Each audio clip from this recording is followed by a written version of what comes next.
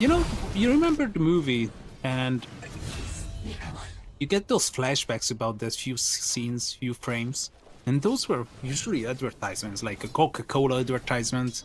Now this was the EPL type of advertisement, burning into your brain forever. We are gonna holding you captive, watching EPL, never ending, season 19. No, James is there. They were really patient with this, and Daniel arrives. But no light rotation, LSA actually finds two. And now it's only level 5. The toss is there, but Lame, it should be dead, right? No way he gets out once again. Soft up and Tango, the easy thing. Escapes that, cheats that once again. And he gets out of even this. Kills someone off as QBFI dies already.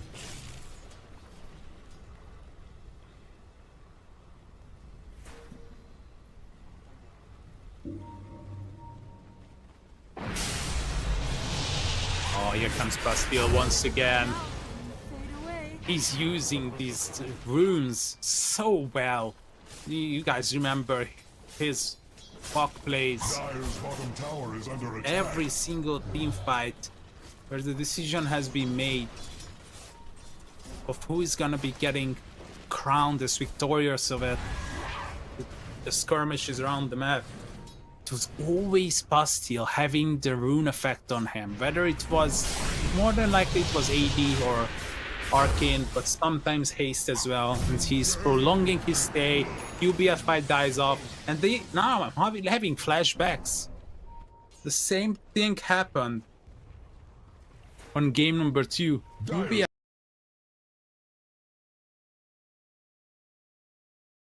strategy. And at one point Monty just couldn't endure it, and they typed out the GG. I think QBFI ended up with like 8 deaths. Now, he already summed up, literally 3. Quick swap onto Daniel, it's gonna be dead. TCMP is just gonna get them off. Tier 1 tower is really threatened even. Pachal is forced in. He's gonna use the Doom. Glimpse just on the edge. They got it, Anton. As he's gonna be right click down to that, and look what they are. It's Lame making a rotation, got the veiled one.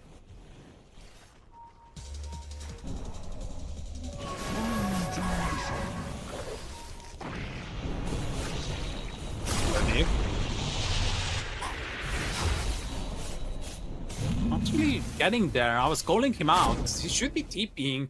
The swap is the savior with the shield. Lame with the rotation onto mid. He's now the net worth leader being crowned there. Should make my life easier. QBFY 0-2 on the Lina. 2 new talisman just to have the mana region crystallized. 2-0 though. Here's a nice start. Kicking off with 2 heals. Despite not having that many last hit, she is still competent. A gift from the tempest of battle. Radiant's middle tower is losing its foundation.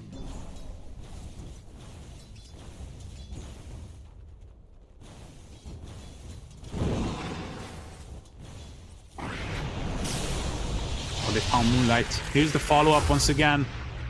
Oh, not gonna be on point. Kinetic field.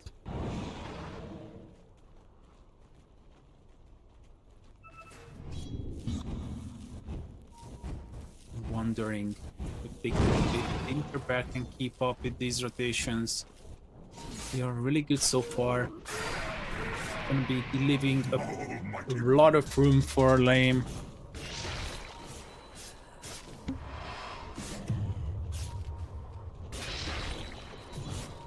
Got a very good item as well. The Dyer's hide has grown thick.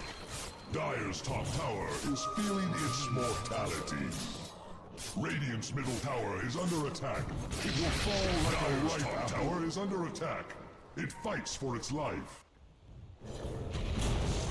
Dire's top Tier 1 tower destroyed. London arriving late, but they find that at least the CM wall being used onto 2 heroes. 2 might additional will just walk into them,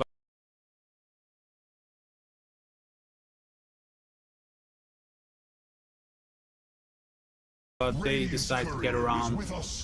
Doom expanded and 1 killed and crystallize. I thought you were TPing out. No TP?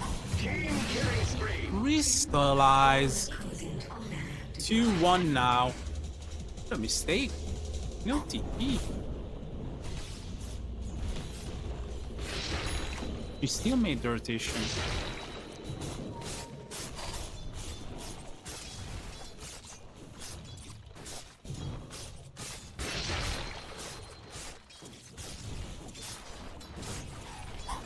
Lame.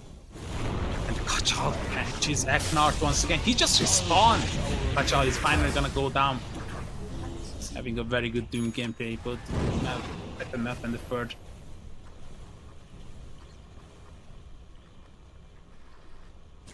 While still being chased down, I think he's just as much bad. Last right click from Moonlight. And now they killed off 2 culprits of the constant ruckus that they are causing. Radiant's middle tower is under attack.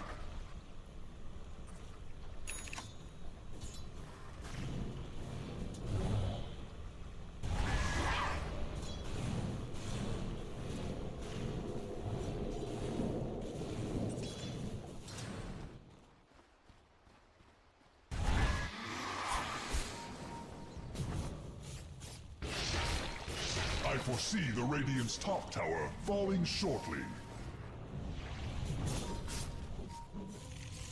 Radiant's top tower is under attack. Eknart found Daniel. I want to jump on off with the rebound. Veiled one for Lame as B Battle Fury. He's gonna be delivered the recipe if he got it. And they find a very important kill with the Static Storm. It's really good.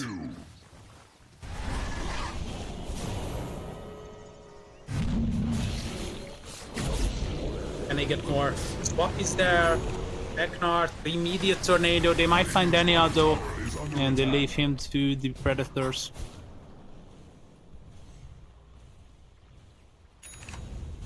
Radiant's bottom tower is fading fast.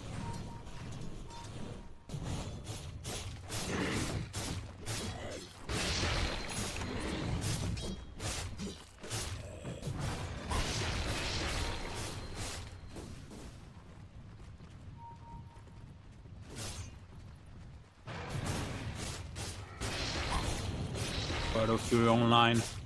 And it's not just online. He's coming into this Battle Fury with 3 kills, 5 assists. So he served his duty. And now she is looking scary.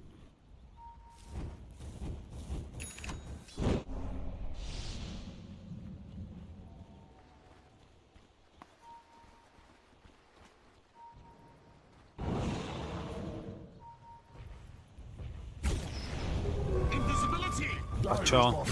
He's gonna be in trouble. The swap is there. Magic missed out. The chains not much more were available just to make sure that this guy is gonna get killed off. Gotcha. Not the dying type of prayer. But this time he goes down to the rotation of 5. Completely understandable. But they are waiting his quick respawn time to maybe defend this triangle that Monty might be trying to invade, or no, they are just walking away peacefully.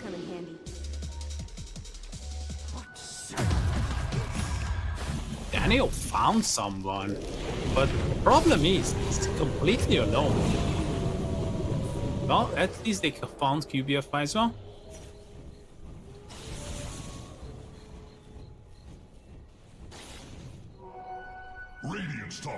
is under attack. It shall encroach no more.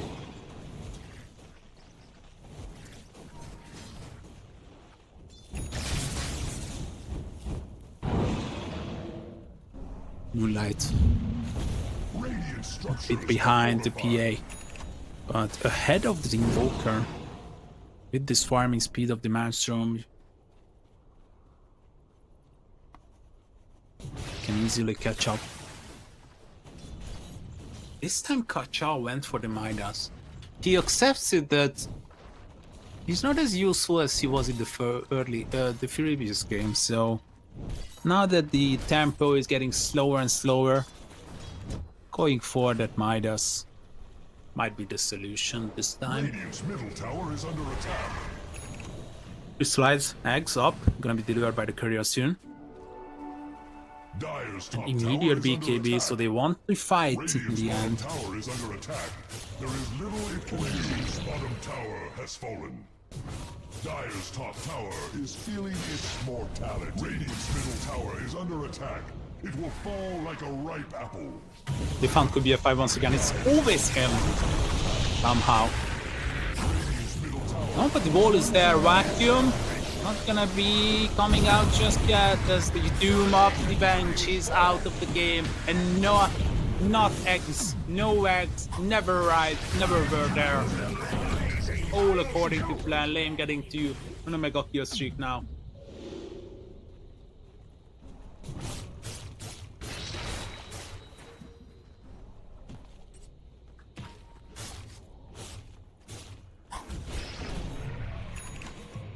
I foresee the Radiant's top tower falling shortly.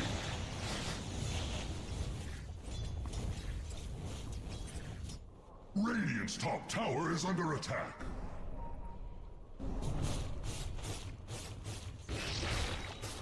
Well, I can foresee that Radiant top tower falling shortly as well. But not this time. He only got one tower so far, and this one was in the bottom lane.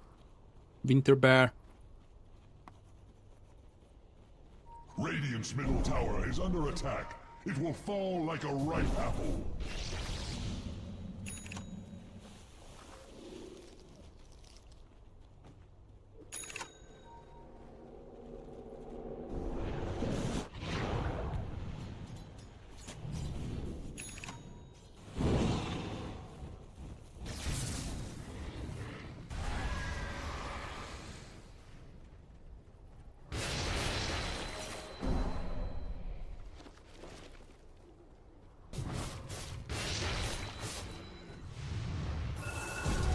This should make my life easier.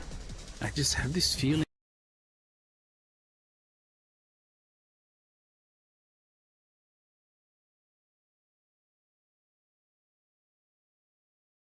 Once again, the Winter Bear.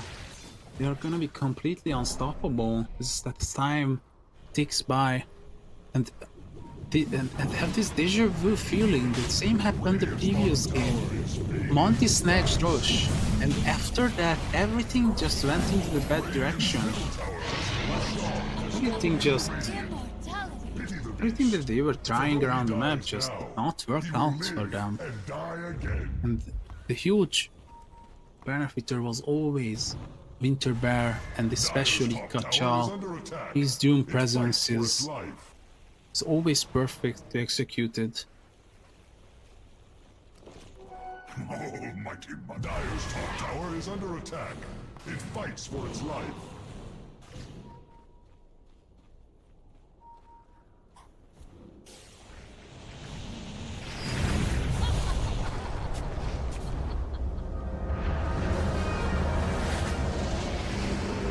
Wow, they claim the edges pretty fast. They found Bastille. He's not gonna be getting out of this one alive because Zelina is big and scary. And he's not gonna be threatened by some spirit vessel.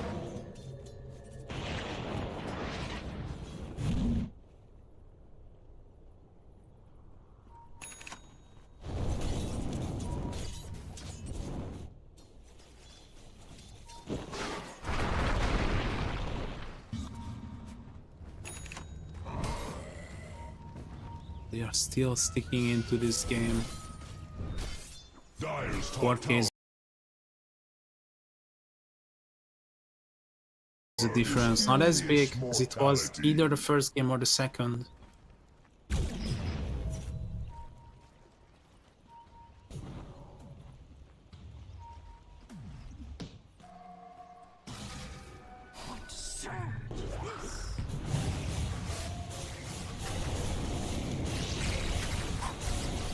Flame, free Tormentor, and Daniel gets it. It's such a good hero. That's a really good hero. He's gonna be benefiting from that.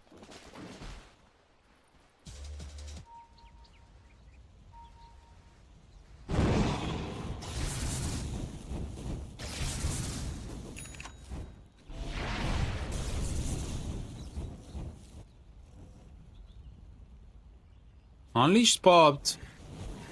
Just for cleaning the wave? Might have been a misclick.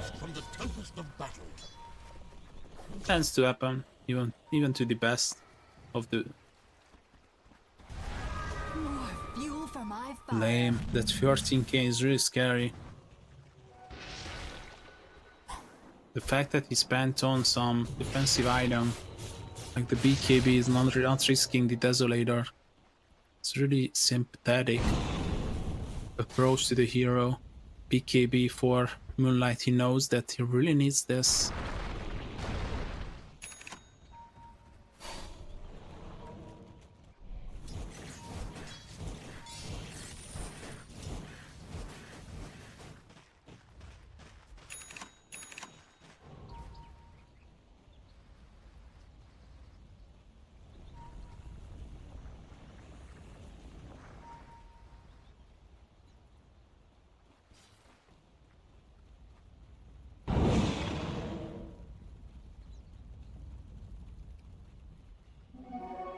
Radiant's top tower is under attack.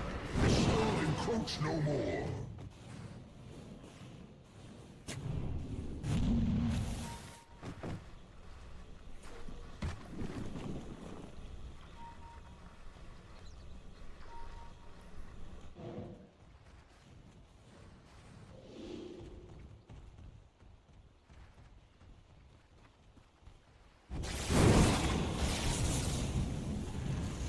Moonlight. But they already caught someone. And it's crystallized. With the axe, he's gonna be leaving a copy. But that's all.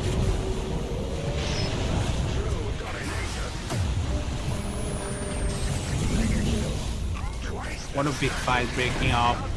I completely lost track of it. I really thought it's gonna go Winter Bear's favor. But the whole location and the gameplay coming out from the Tiny once against Moonlight Rise with another Flapeneer. That's 4 guys down on Winter Brand, completely sucking out the advantage that they had. Thanks for the replay, because I completely missed out on it. They went for Crystallized skill, but the problem is he has 2 lives. Onto the Tiny they go, completely surrounded, but not the best Doom target. And Moonlight comes here. The Laguna Blade is not only finishing the PO, but enabling your powers right click from that small puddle, river, whatever is that. Dire's structures are fortified. Dire's top tower is under attack. It fights for its life.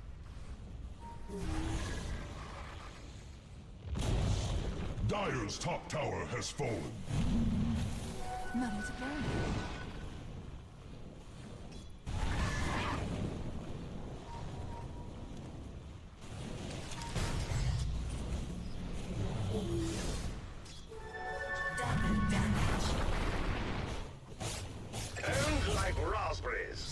And it found Anton.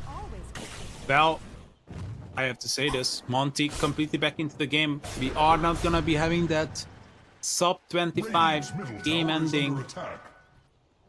We are going all the way to the end. But it might just be a 40+ minutes game. Next Roche is gonna be shaping the game after that for the upcoming 5 plus that 2. No, 5 plus 3 a minute. Can they bail out? Oh, even the shield. Ooh, not the shield, but the.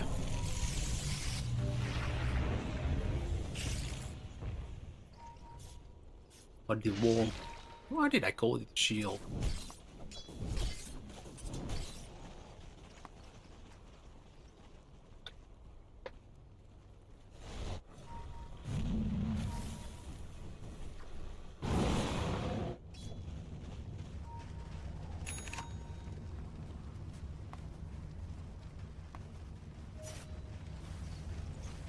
I foresee the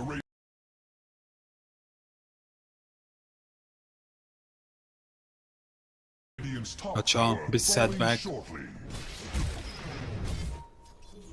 Didn't mind us. It's working though. Both in the invoker and him. But this is gonna be a really easy kill and Tsika's kill. This has been long coming. They shot down the invoker 8, 3 and 4 Radiant's on top tower this is under attack. Lina. It shall encroach no more. This cool Basher is gonna be the next for BA. I don't know. Dire's middle tower I think they have the is learning lockdown. to I think fear. it's just a matter of I foresee the Radiant's survivability. top How about tower the static falling instead, shortly. my friend? Lame? Dire's middle tower has fallen. See if he No listens to me. tree shall ever grow there. Radiant's top tower is under attack. Dire's middle They are tower going is deep. under attack. They are threatening tier 3 tower. Dire's structures Got a are shot for the fortified. Doom is on the middle tower is learning for the to disruptor.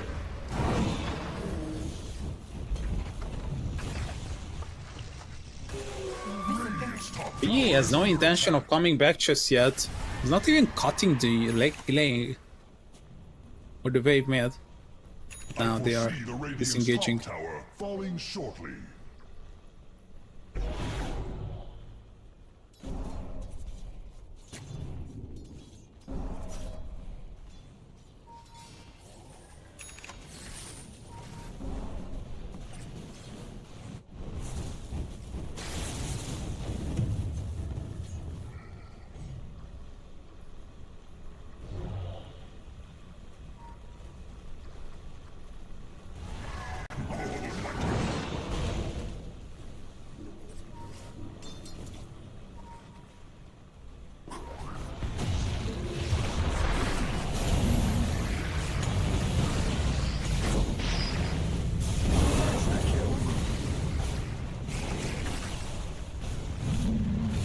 And Daniel, and I think a shot can stay for TP back home.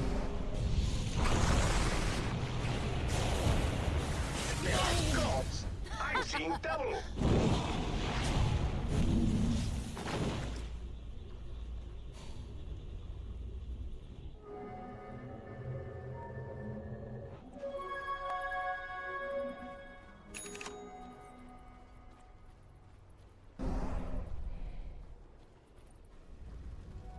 This should make my life easier.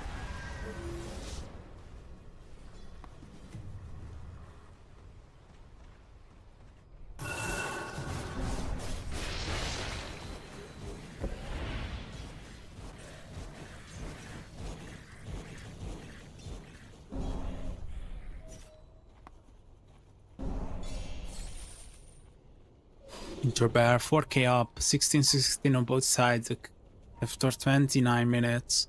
Second Roshan is gonna be respawning in 30 Radiant's seconds. bottom tower is Spawns at under the attack. top but gonna make his way over to the bottom lane where Daylight is gonna be waiting for him. As Daylight hits, he is still gonna be holding on to that Roshan's banner in the Aegis. You don't have to worry about that one. Tier 10 players and viewers. Slice is playing really aggressively. Ever since picking up that Manta, he seems to be gaining more confidence. BKB on 4 heroes on Winterbear.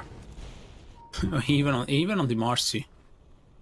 Guardian Greaves, Solar Crest.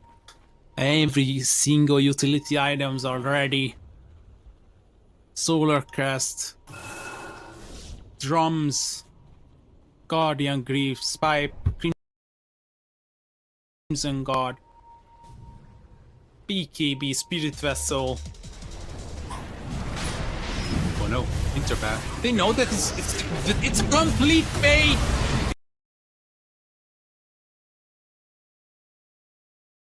It was the biggest bait of my lifetime, as now They are gonna go for these beauty heroes. They are trying to right-click him down, but the wall is just perfect. The PA is gone, and Kachal not gonna be TPing back home neither. 3 heroes down, despite the 3 BKB is committed.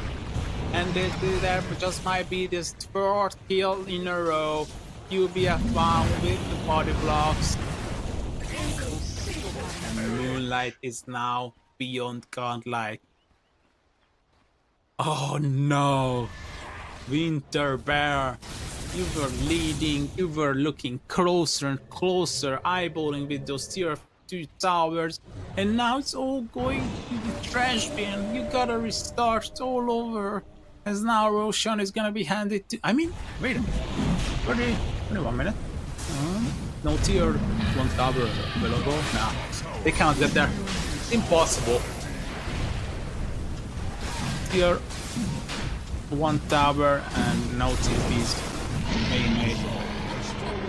Roshan's banner being left there. Radek is gonna be picking up Moonlight. They can just run down this lane, getting 2 towers and the Tormentor, and they can decide to what to do later on. Maybe without rages and go for the tier 3 neutral items, depleting the Winter Bear side of them, or you just want to further go onto the high ground with having the potential of surging people out, having the pipe, Crimson Guard, Guardian Creeps, all of those damage mitigation items, utility items.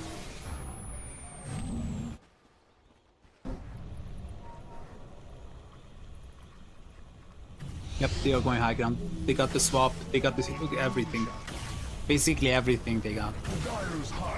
Gonna be poured onto this tower. Dire's bottom tower is under attack. It may get stabbed. Radiant's middle tower is losing its foundation. Dire's bottom tower is under attack. Radiant's courier has been slain. Bottom tower. Daniel, oh no, he messed it up, and he's gonna be swapped back. He's gone. 45 seconds without him, but no beekeeping, no unleash, so it's not worth buying back. Maybe because of the bodyguard, but Daniel is back. Oh my god, the tornado and the combo on the 4. 2 people escapes the static zone, but 2 is gonna be staying into it. Bloody and one's gonna be pulled back by the Gleams. Not gonna be managing to find him though, but UBF5 brought back into the fight, into the midst of it, as now they are Kachal on the hide. Can they find anyone? Oh, they would love to find this Tiny. Tiny? He's dead. He would love to find this Lina. Yeah, he finds it. Oh, those long hands of Smarsky. Can it reach? No, Moonlight is the one reaching out to him. 75 seconds without the Mars, he's buying back. And now here comes the PA. Here comes the PA. Surprise, surprise. UBF5 buying back, and now the PA is under a lot of pressure with the MKB is completely not mitigating any damage. Oh no, Winter Bear overestimated their powers. There is the LSC, there is the swap, there is another kill. 3 kills in favor of actually 4 that the Marcy bought back.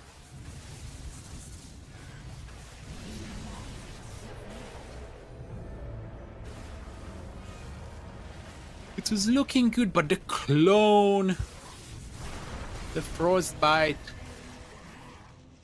in this particular situation, you would love to have either Lincoln's or Manta, or just a Sanjay, Yash, anything. Just stay up, Monty. You're not threatening anymore. They are breaking your buildings.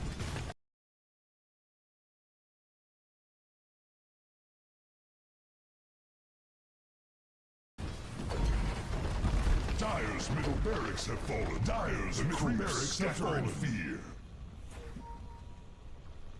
I foresee the Radiant's top tower falling shortly.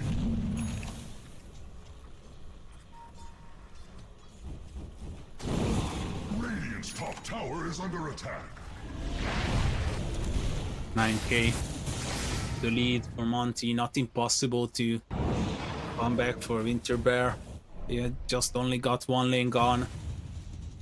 Actually 2, never mind. My apologies for the missed call.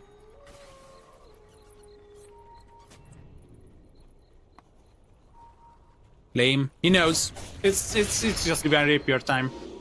Something I missed instead of the School Basher was the eggs. Maybe he's still fine going for the Zags. But he's just gonna risk it, I guess. Divine Rapier, why not? But he really needs the level 25 talent.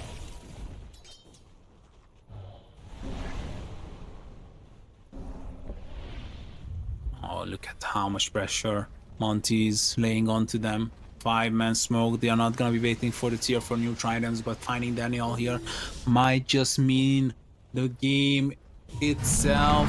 Oh yeah, no buyback. He can just take me back home. But no, never mind. Radiant's bottom tower is It's fading literally impossible. fast. 40 seconds.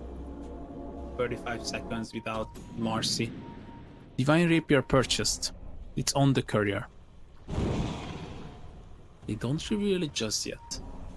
They could blow up this Lina. They could blow up this Lina.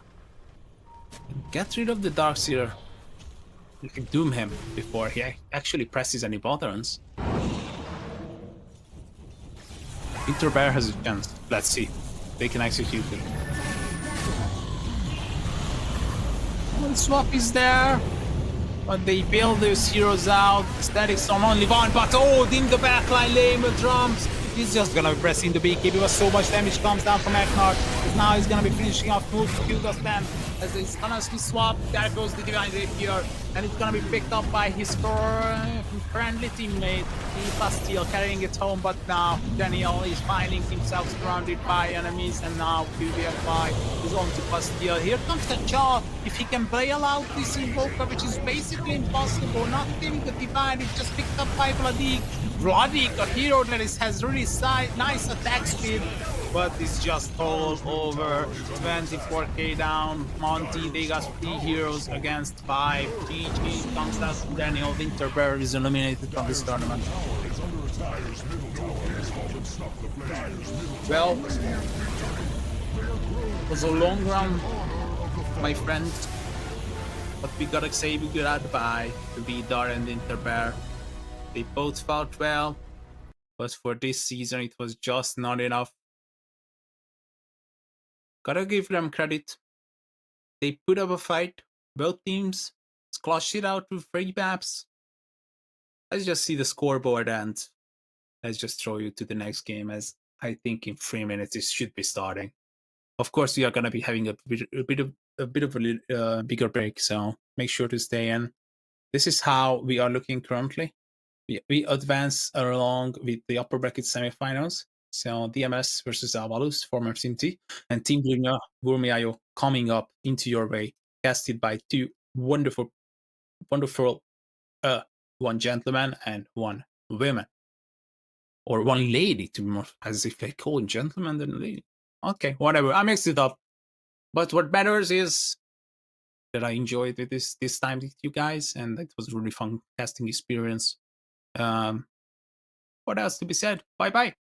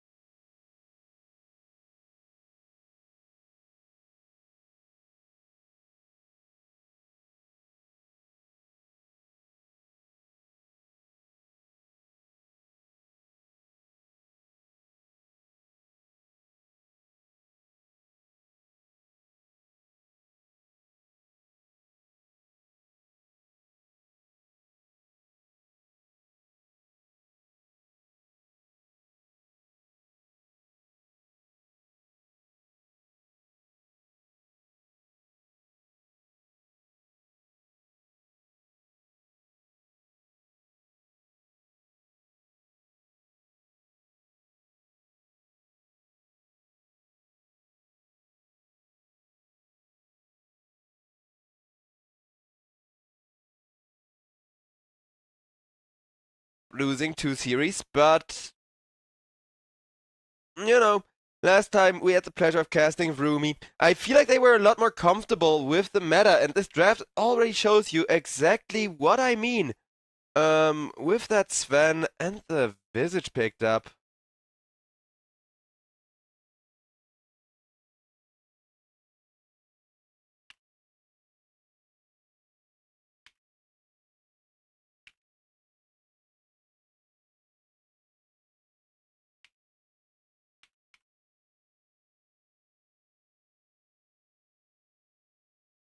Morphling gets himself banned out as well. So the Morph, I really disagree with you. The Terrorblade I would have loved, because Terrorblade gives Sven a hard time whether he's the one position or whether he's a support.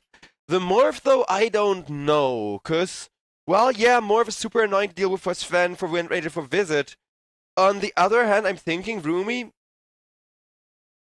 Ember Spirit and Morphling, right? It would make way for so much aggression. Your Sven can come online before either one of the cores can really 1v5, can really hold their own in a team fight. So I think that would be a highly valuable little bonus pickup here. But other than that, well, 12 seconds remaining for Team Herivnia, who they have been looking super strong recently. Unlike most teams, while they may not be the most consistent, they master patches really quickly. And the fact that they're going for something... Okay, now we're back to the old meta. Fair enough. Though I do like the Timbersaw. I will say that I really like the Timbersaw. Vroomy picking up a Visage who has also been really strong these last couple of patches. Of course, there's a lot of new interesting heroes, like Tinker, like... What else? Because Visage Tinker is something I could see on the offlane. The synergy that Visage and Tinker have, which I know sounds crazy, but trust me, it's there, would be good enough to justify this Visage being an offlaner if they indeed want to go with a 1 Sven and a 2 Windranger. Because, well, you have a way of reliably melting the Templar Assassin while Sven very much benefits from the heals, but instead, alright, they're gonna play it a little bit more conservatively, though I think they called it correctly, that it will be Nisha on the Ember Spirit and Yowai on the Templar Assassin, so having the confidence in that call, knowing that Team Herivnia don't really run a lot of Templar position 2, Ember position 1 kind of switcheroos, that allowed them to go for Young G on the Storm Spirit, which is one of his, if not his best hero of all times. He has been doing so much work with that Galvanize, with the Vortex setup as well, once he gets that Aghanim Scepter, just pretty much solo carrying the team fight. And between a Sven and a Windranger, well, you have a lot of pickup potential. So I very much like this draft, with Lace taking Visage onto the offlane here, and Windrangers kind of being freed up to roam around, but I don't know, because, well, I would give Vroomy a slight bit of a draft advantage. I think Team Herivnia, they are on some very comfortable heroes, all of which are still looking extremely strong in this match. I'm just not quite sure whether, you know, Team Herivnia can play a game where your Templar Assassin is still very much hard countered. With a BKB, Templar will be fine. Before she picks up the BKB, a single Bedlam and you're gone. A single Focus Fire and you're gone. Or actually, Windranger, Utah... Oh boy, I think they realize, hey, this position for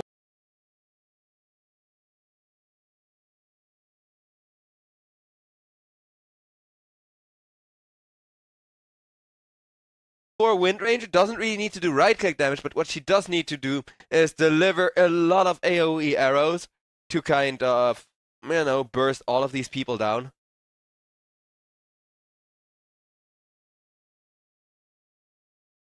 And yeah, other than that, it's pretty much the meta facets with Visage taking that death toll, Sven taking the heavy plate.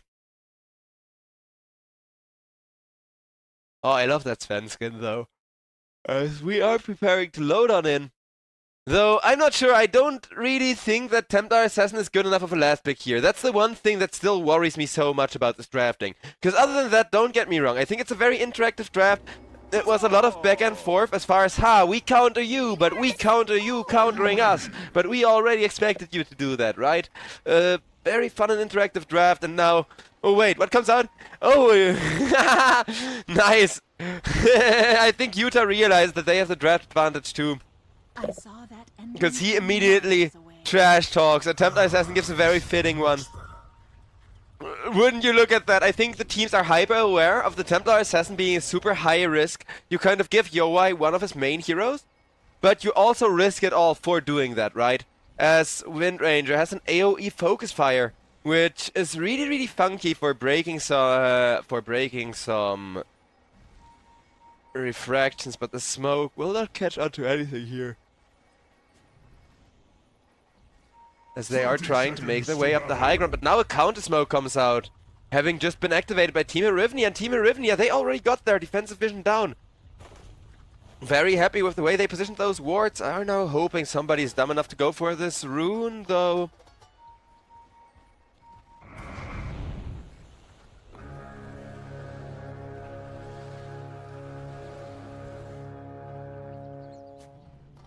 Everyone on Rumi is now super worried, so yeah, no first blood will happen here. Well played, because the smoke is still ongoing. They still have enough smoke left to go to the lane. And I really like that smoke timing, because if nothing else, it is going to allow Yoai to block the creeps perfectly right. You definitely get the 50 gold right back out of it the second the first creep wave meets at top.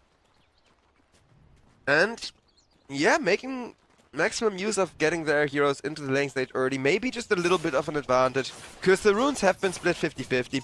And this game, it hinges a lot on the laning stage, especially with the Templar Assassin draft. Templar Assassin over on top lane was just using the smoke to get a Melt Strike prepared, harass the Visage a little bit. But you can already see against the Visage and the Dark Widow, Elder Titan has a very hard time getting those right clicks in. Yeah, he may hit like a truck in this early game, but getting up and close to 2 range heroes with a lot of crowd. Oh, I'm sorry. I was watching the last game, which went really, really long while like having afternoon tea. And now I kind of gotta get into the hype of Sven versus TA drafts again. Because I'll be real with you guys, because the last series had like all the amazing drafts, and I'm really sad that TA last pick and the Sven draft come out. Though at least we get some action in on the top lane now as Flacco. He is gonna be careful enough and survive that one. I was so looking forward to some Tinka and Medusa gaming, and maybe we're gonna see it in game number 2 or 3, if there is a game number 3 to the series. Though right now both sides getting a pretty okay start into the laning stage, except for one little thing, and that is that with the support Sven, this core Wind Ranger isn't gonna be farming all that much actually. Like, I love support Sven. I'm a fan of support Sven. I hate core Sven, it really sucks. And I think with Wind Ranger or any low armor, high damage hero, it's really powerful. Except if you're up against a Timbersaw, because Timbersaw counts as any strength hero just by being the Timbersaw, right? So he has a huge inert advantage as far as that goes.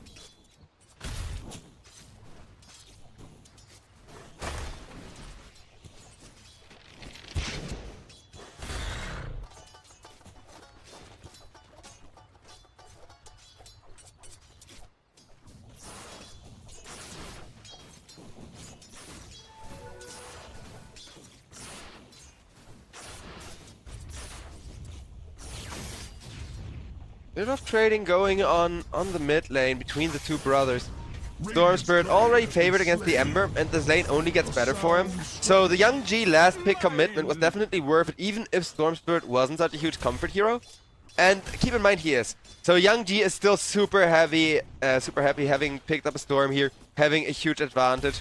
Even though it's not quite a big XP advantage, Niche, as you can see is just not farming as well as Storm is. And over on the bottom lane, it's kind of the same thing, where, well, here it's the same thing, but in favor of Team Herivnia, of course, where Timbersaw just keeps Wind Ranger from making any Herivnia by wording deathing either her or her Sven.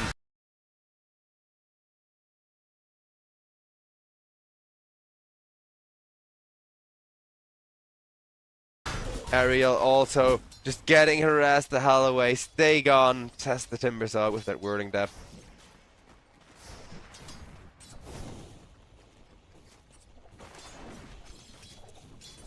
So yeah, not quite the one position they would have hoped for. Though I think the idea here is that the mid laner, like the Young G Storm Spirit, can make up for that. With him having such a good mid lane, and that level 6 is kind of gonna allow to gank. Because Wind Ranger is just super XP dependent. Sven already made sure to give her some solo XP at least. But you need an actual lead worthy of carrying a game, right? Which is very much what Utah is working on right now, harassing Body just a little bit.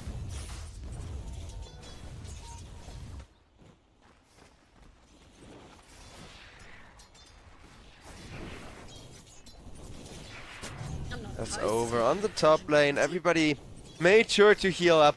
Flacco also not having the lane he hoped for though, but at least now he's gonna start doing some work with that spirit of his. Though here you see the issue. Every time he gets the spirit, Visage gets a ton of soul assumptions. Will turn around, use that ton of soul assumptions to do a lot of damage right back into Flacco's face as Flacco solving up, making sure he gets as much health as possible out of that one. But not really having fun, and it's so nasty because the draft was super fun and interactive, right? It was like a really high octane draft. Even the last little bit I saw on camera where it was like back and forth down to the very last pick, and even like the moment we zoned into it, the Timbersaw came out, making a huge difference in this game already. But now the laning stage has started, it's the opposite, where both teams kind of didn't get the safe lane they wanted to.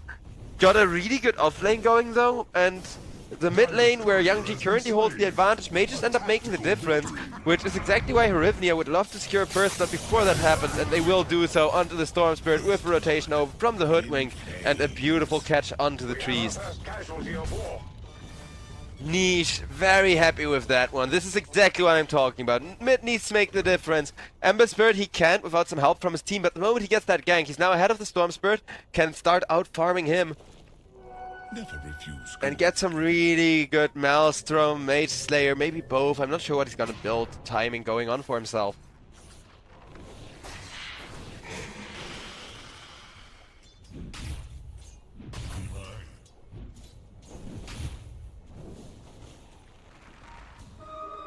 Dire's middle tower is learning to fear.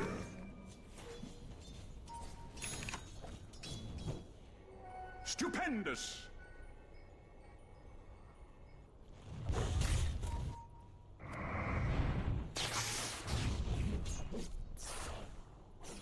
Storm Spirit just got himself scanned out, sitting in the enemy jungle. I wonder if they expect him to be alone, but so far nobody really has to rotate. Okay, now Flacco is coming in and trying to actually take control of that dire jungle back with a ward. Didn't need that. Over on the bottom lane, Utah almost got level 6. One position Wind Ranger with Focus Fire. I'll be real with you, ladies and gentlemen, I have never seen that one in like a ticketed official match. I'm very curious to see how much work this Wind Ranger is gonna end up doing for the side of Roomy here, as the meme race cars are currently not having the best time of their lives.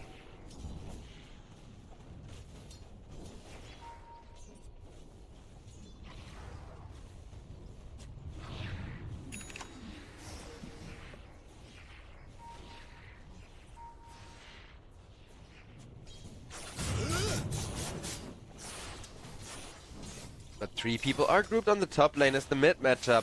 Now kind of starting to stabilize because Young G has hit his level 6, got that ball lightning, but as you can see, Ember Spirit still almost an entire level behind.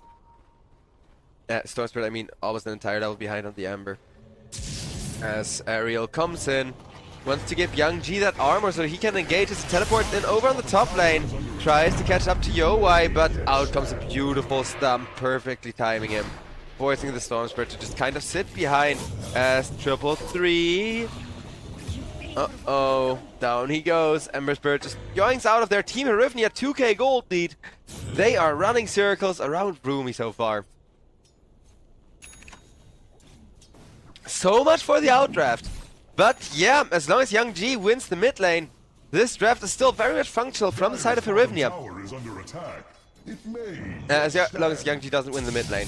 Like, the mid lane was kind of the one thing that Roomy were hyper dependent on, and right now Young G is behind. Ember Spirit is farming extremely well, is already sharing XP with his supports a little, as he's an entire level ahead. Behold, a subtle burn.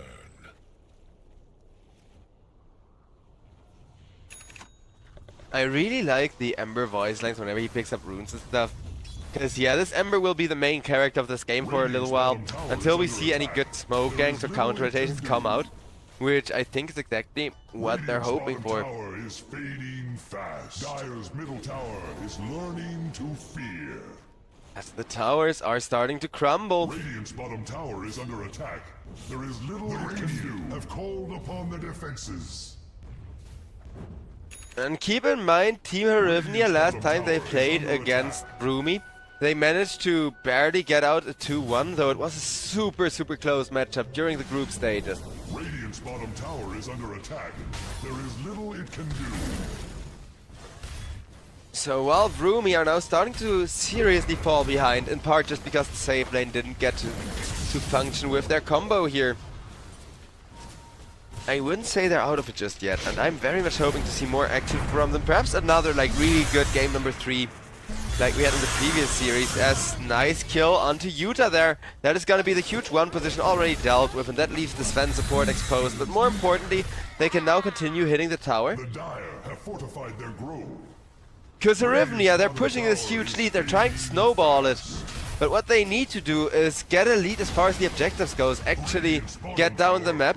Because if Windranger outfarms TA, and she will eventually outfarm TA, then 2 carries will be online, and that will be a very different game. Right now, you gotta keep in mind, Young Ji, who lost this lane, is kind of the only hero who does something for the side of Rumi, right? That's why they're not really doing something right now, but that's also why if this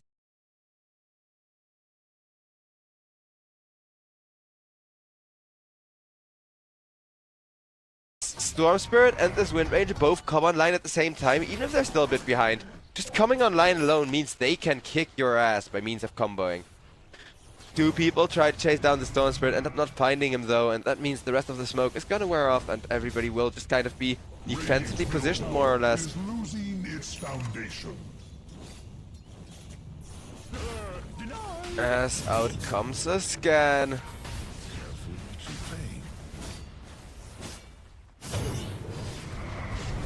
Storm Spirit will get caught, will manage to get himself away with the ball lightning, but if Storm Spirit has to run away from the teamfight before the teamfight even really starts, with everybody committing in now.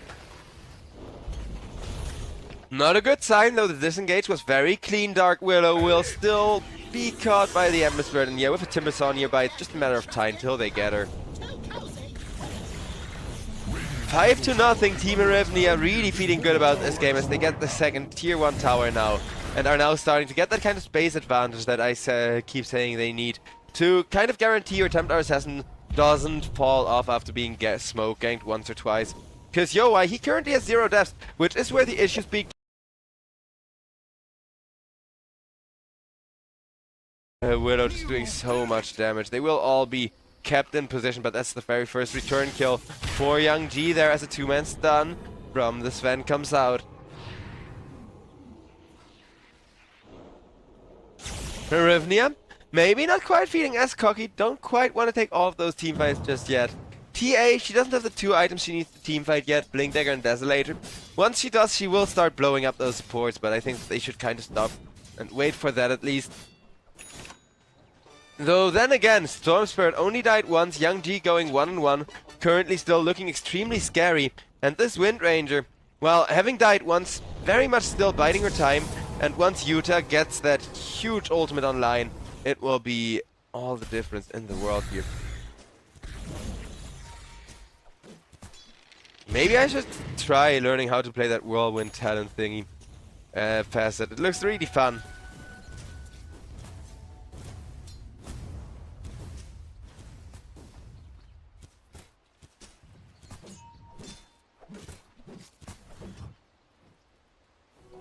Stupendous!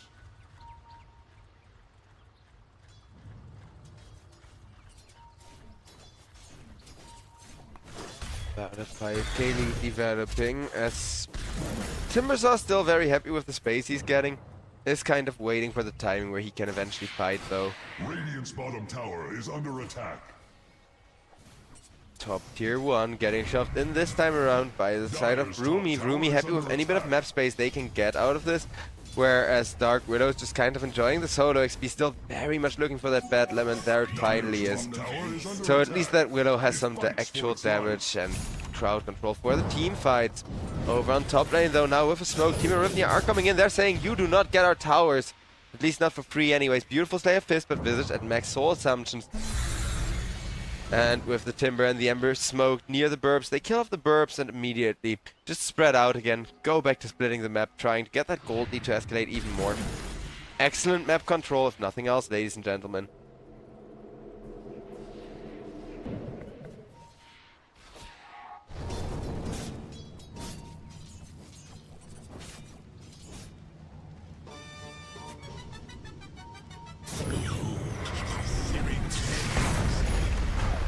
Sven gets broken with the brakes. Still able to tank the initiation for his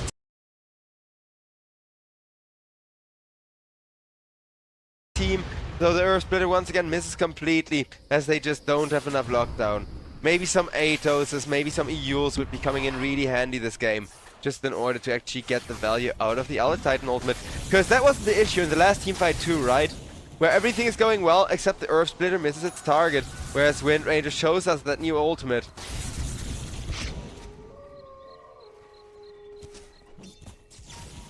So I'm gonna pay attention to how Wind Ranger is building, like I said, with a Gleipnir coming in, but no time to look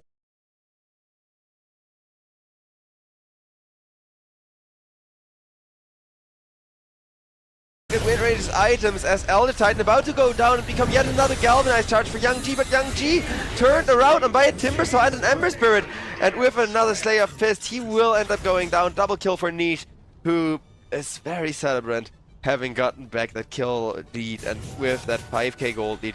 Because yeah, once Wind Ranger comes online, it will be terrifying, though Utah still needs a lot of time to do that, being kind of delayed as far as, you know, not having the sick Wind Ranger Sven combo lane goes. Of course they did have the sick combo where you give Wind Ranger extra armor, movement speed and an AoE stun to set up 2-man power shots. But they were up against the pretty much hard counter for that. A fucking Timber Saw against the Sven, just taking away all of his strength, while also being great at taking away the Wind Ranger's damage. But speaking of Sven, I think I just cast the curse, the poor guy. Oof. It's just a support, but the Sven support, he would still very much like to get himself the auras going, because his carry is nowhere near survivable enough right now. Wind Ranger opting to change that is just farming a big ancient stack though, getting the gold to at least decelerate for a little while. But it's not like Rivnia are waiting, they're using this time to try and take over the bottom jungle, get some good ward vision down. And they may even commit for a kill on the bottom lane, but the only one there is Storm Spirit, who's very hard to catch.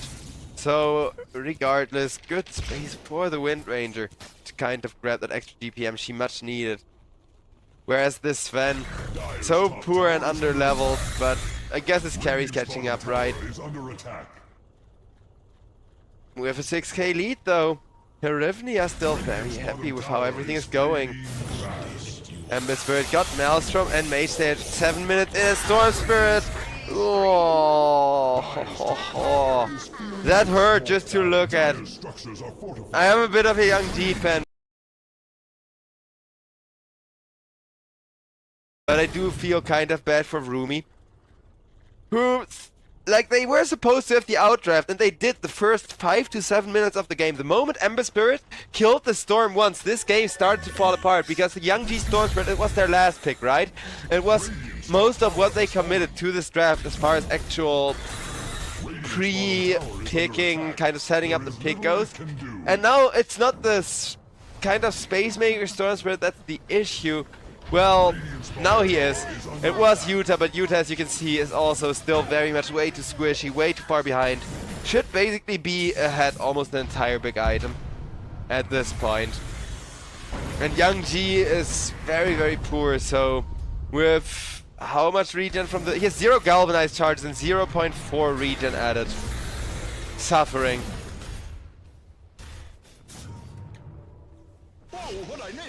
Gotta love it. I mean, I gotta give credit where credit is due though. Herivnia, they realized, hey, the entire mid game we're outdrafted unless we kill the Storm Spirit, and they went for like a level 3 support rotating over onto the mid lane and facilitating that kill. It was such a heads up play that has been paying dividends ever onward, because now Templar Assassin's actually farmed, wants to come in for a team fight on the mid lane as they try to catch up onto the Sven. Though Sven's still very fast with that plate armor of his, so he is just gonna out-tank his pursuers for the time being.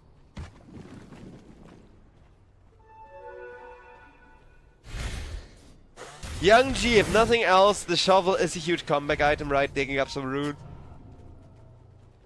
Never refuse gold given.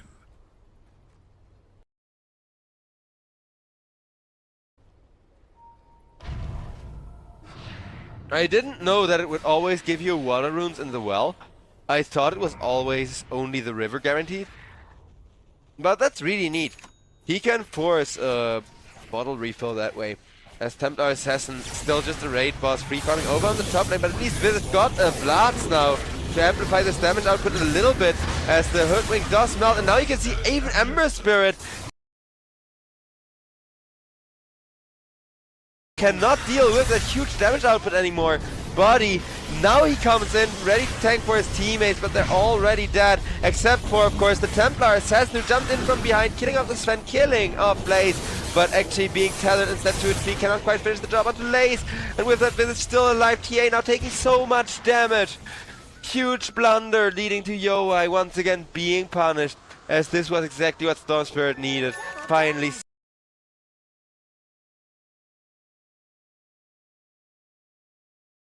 6 galvanized charges for Young G, 2.2 mana regen a second being added. It's still woefully low for Storm Spirit, but the Wind Ranger got a ton of gold out of that, and that team fight with the double damage rune, or amplify damage rune, just got DOTA almost all the way there towards this BKB.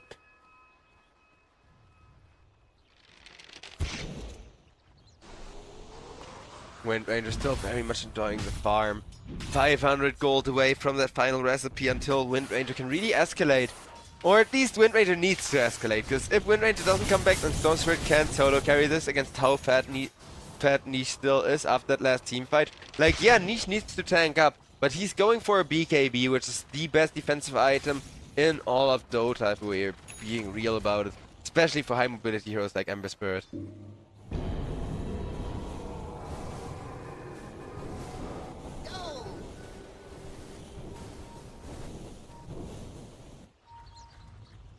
Dire's top tower is under attack. It fights for its life. Radiant's bottom tower is Where's the bottom tier 2 tower is getting shoved in just a little bit. Radiant's bottom tower is under attack.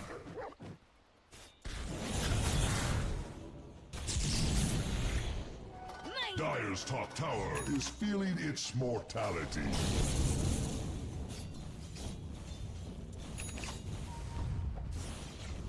Dire's top tower is under attack. It's getting shoved in slowly, but they can quite hard commit onto the Storm Spirit. Though with that Gleipnir, they are bringing Young G extremely low. And yeah, like I said, they can't recommit for the kill. They did try to, so Sharpshooter on cooldown for a little while. Though if nothing else, it is good lane pressure, but good lane pressure still means Wind Ranger's farming. Though that is until the Templar Assassin starts hitting a tier 2 tower. Is at least once again getting to work on those objectives, getting the very, reliable way to win this game still done. Because Rivnia, they do have a pretty magnificent lead as long as they don't lose their TA again, but losing the TA again would be scary. Bottom tier 2.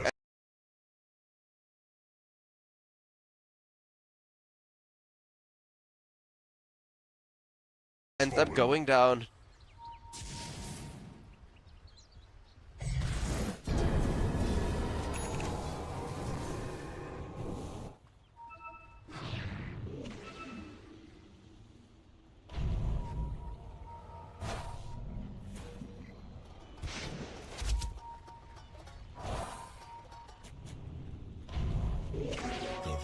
Haste. Roshan now being contested by both teams. Both teams are just smoked up, not really finding the initiation. The Radiant do still have a scan, Rivnia do not. So if Broomy can commit a good scan, maybe they find the... Oh, but there's a 5-man smoke from Rivnia. Now trying to maybe be the first here still as Broomy instead. Kind of unsure whether or not they want to commit that scan as Templar Assassin shows herself.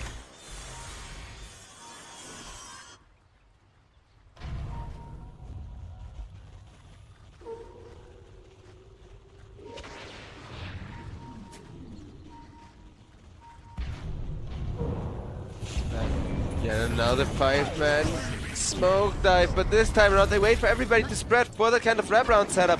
Grab the Storm Spirit first, getting him with that smoke advantage, allowing them to finally hard commit. But now Ember Spirit has been found by the Sven. Ember though still extremely fat, and as the Templar Assassin just outputs tons of damage, it will be 2-0 so far as Sven takes a step to the back, and that will be number 3 with 10 damage now up on that Desolate from the Templar Assassin. Wind Ranger. The moment they lost Storm Spirit, Utah just couldn't go. Because the combo here is huge and I love it. You Vortex somebody with the Storm Spirit and then you go for the Wind Ranger ultimate to really, you know, machine gun them down.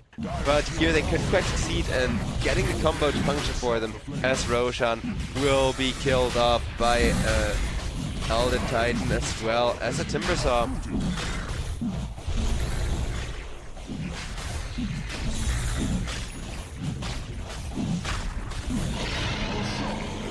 As that will be Roshan taken down.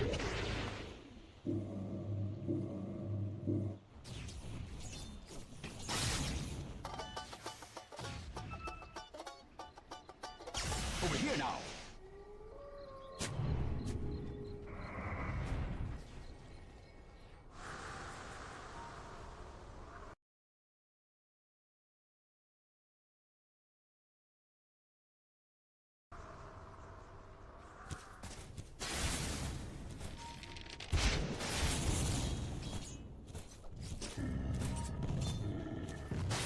Well, looking at the farm across everybody, Wind Ranger got some crits. There's some feet on the Dark Willow as well. So, like as far as the gold goes, Team Arivnia, they were looking good just a minute ago. Wind Ranger still in the top 3 carries, and Wind Ranger with this facet doesn't even need to be ahead. You just need to be later into the game, but Templar Assassin knows that just as well as the Wind Ranger player. So in comes Yowai saying goodbye tier 2. Hello tier 3 tower, hello high ground. As those Desolator hits are starting slowly doing some work. And the Slayer of Fist Desolator combo doesn't even allow the Burbs to respawn up, they've been stomped. Team Arivnia. Like, YoITA is impressive, but we all know YoITA is impressive. They know that too, that's why they drafted around YoITA. But the Ember Spirit just winning mid lane, that's the only thing that they needed to do better, and it feels so bad. Because he by no means played bad. Young G's Storm Spirit is still really sick. They just didn't call SS on the Sven in time, or didn't have the vision to cover. And that led to the mid laner dying, which led to Ember Spirit creating all this space for Templar Assassin. Now this Templar Assassin just cannot be beat, as Timbers are frontlining for her, taking all of that damage while TA just Psyblades 2 people after they've been whirling deft, and the tier 3 tower now being set up for Arivnia. If they can actually close out the game like this, it's a beautiful performance. As, yeah, I wasn't expecting it. Like I said, 55-45 for Arivnia, because they don't really have anything in the late game. They need to win in the early game and end. And they're right now trying to end. So they are very much still making progress in their game plan here and getting all of the most important towers down. Radiant's bottom tower is under attack. There is little it can do. Radiant's bottom tower has fallen. As the barracks are just being whittled down with the TA. Chopping away at it.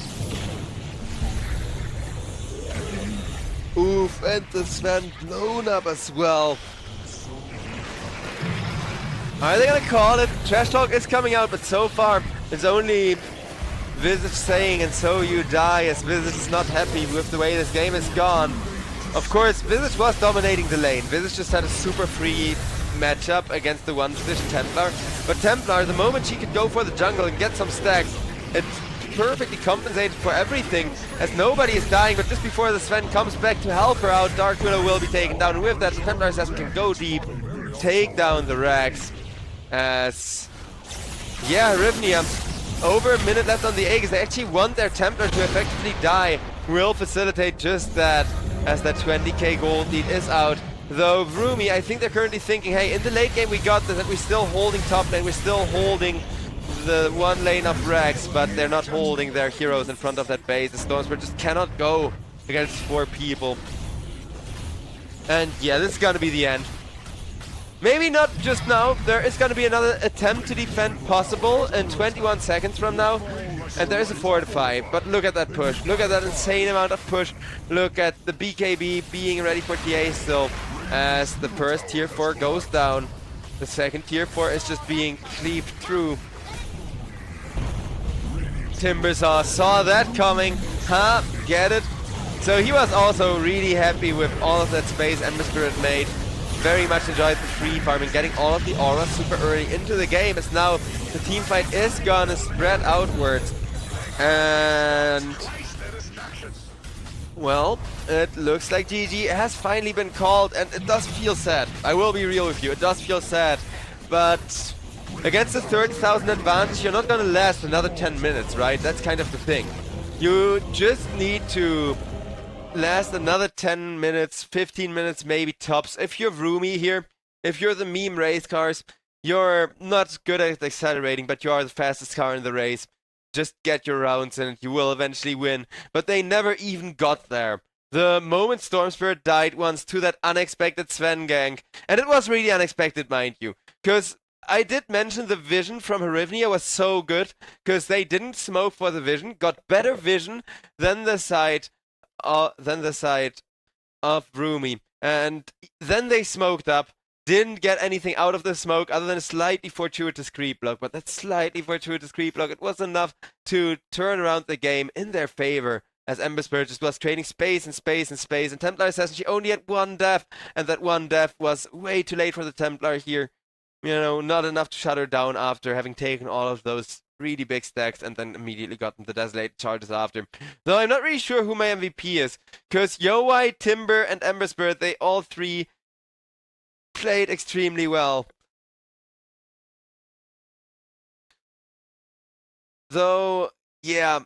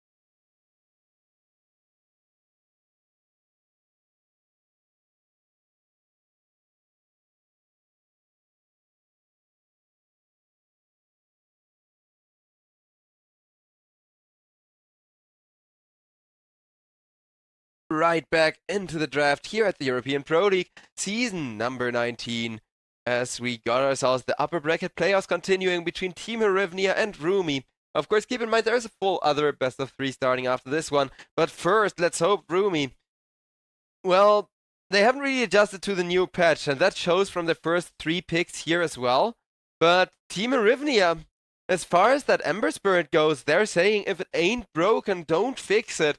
And they once again pick up the Ember Spirit. Not only that, they once again pick up the Ember Spirit with that synergy from the Elder Titan. So, alright, I guess. I mean, the combo is there. The thing is, last game, Elder Titan just didn't do anything except when the Ember Spirit was there to set things up for him. But he did. Ember Spirit was there to make all of that space. Still, my MVP from last game is gonna be the Timbersaw, and I wonder if Brewmaster has nearly as good of a game as the Timbersaw had last game, because, yeah, Timbersaw had a almost 800 GPM, really sick game for himself towards the end of it especially, but was farming heroes pretty much throughout the game, as Rumi are picking up a TA for themselves here. Ooh boy, this time around Rumi, they're saying, you know what, we got a Dragon Knight for that Blink setup. We got a lot of great jump potential. The one thing that we need right now is the little bit of follow-up between, you know, the Dragon Knight jump with the Dark Widow, Bedlam, and the Jakiro stun. You have the lockdown, you have the backline, you have the frontliner in the Dragon Knight as well, but you don't have the follow-up damage. Templar Assassin makes for that, provided she gets farmed and doesn't just lose her lane, which shouldn't be the case against Brewmaster, but I think Rivnia,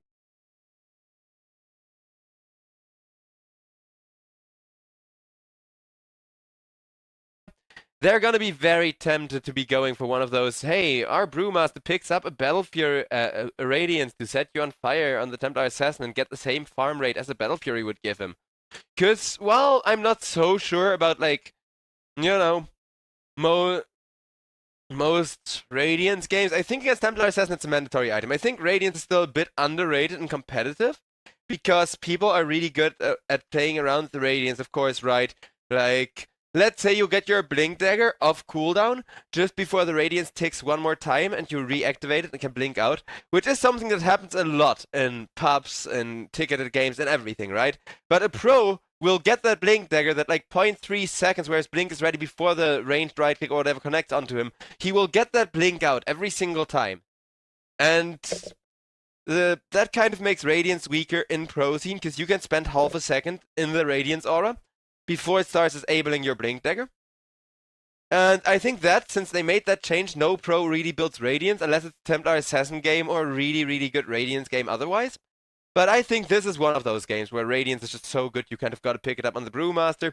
Because you got synergy with the Elder Titan as well. Radiance doesn't break the sleep from the Elder Titan anymore, which leads to some pretty busted interactions.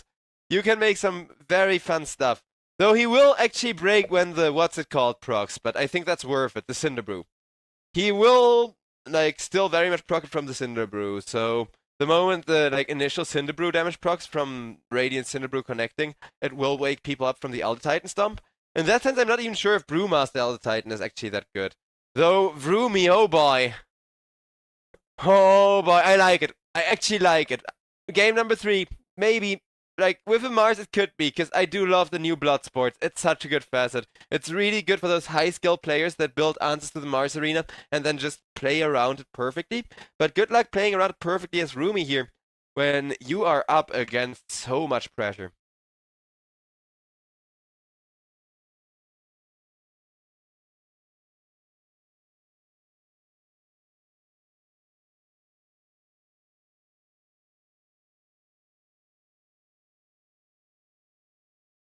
And, well, last pick. I think Rivnia are just as speechless as I am as I'm pulling up some stats here to try and figure out what would suit their draft. Of course, Ember Spirit 1 is a thing nowadays. You shouldn't underestimate the powers of a 1-position Ember Spirit with that double strike or double impact facet. Though, yeah, like, you don't want the Ember Spirit laning against the Dragon Knight either, so, well, people may think, like, you know, I'm smoking, but I suggest last pick OD. I know it sounds super weird, I know nobody plays him right now, but OD, hear me out. It counters Mars, it counters Dragon Knight, it's okay against the Templar Assassin, so Rumi, they have nothing that they can throw against the... Oh, okay.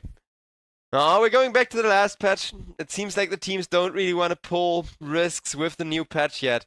I'm not sure if Arivnia are going to be rewarded for playing carefully here or not. Because Yowai, he still needs to farm a lot before he gets enough damage to deal with Utah's Dragon Knight, who will be put in the 1 position here, as Young G now takes the 2, which makes Nisha's lane a bit easier on the one hand, but on the other hand, it will assure Young G is free farming on the Templar Assassin, and with free farming Templar Assassin, well, I really don't know.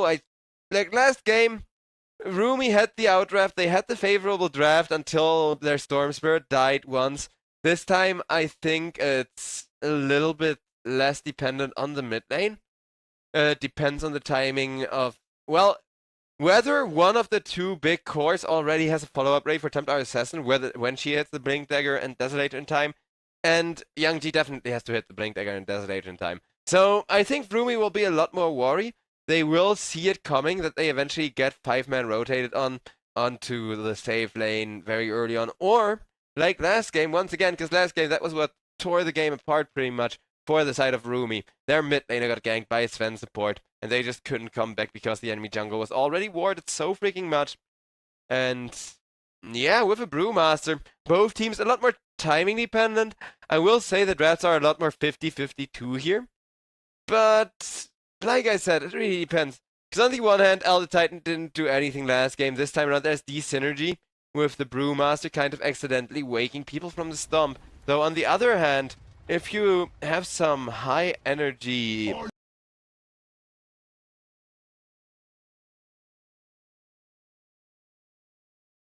initiations, if you go for those smokes, if you go for, I don't know, what's the order of initiation here actually from the side of Arivnia? That's quite a difficult question. Because they could try to just Flame Break Lasso as their initiation, but they could try to like blink an Elder Titan and have him stomp. So either Elder Titan or Bat Rider will be doing the initiation, and if you get one of those from a smoke onto 2 or 3 people, it can definitely be huge. Speaking of initiating onto multiple people, that's exactly what they're gonna do!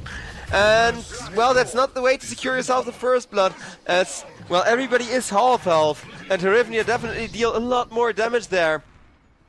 All of the damage that the side of Rumi deal will be straight into the Ember Spirit, and Ember Spirit will just be obliterated. They say it will not be a repeat of last game, as they just instant kill the Ember Spirit. Well played.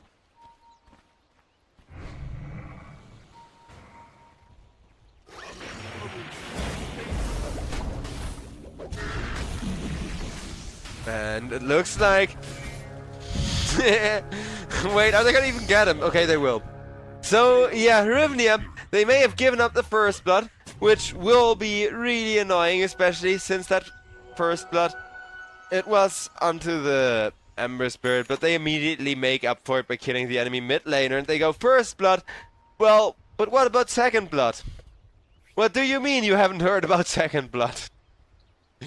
Which is a hilariously fitting reference too, because, you know, they were actually planning to go for the first blood there after getting their vision done, but the Ember Spirit just got jumped while they were still kind of spread out from warding. As well, the laning stage will start off pretty quiet again, but over on mid lane Niche already will start pressuring the TA as much as humanly possible.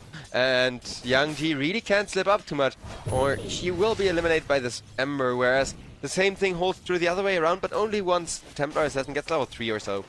With that, over on the top lane, well, Dragon Knight, a really chill matchup here. I don't think Dragon Knight is going to be too worried. He is going for the Fire Dragon, so he will have that super fast flash farming speed to outfarm pretty much everyone for Rumi. Which, of course, does allow him to become super hard to kill, but also means he gives away a lot of gold if he does die.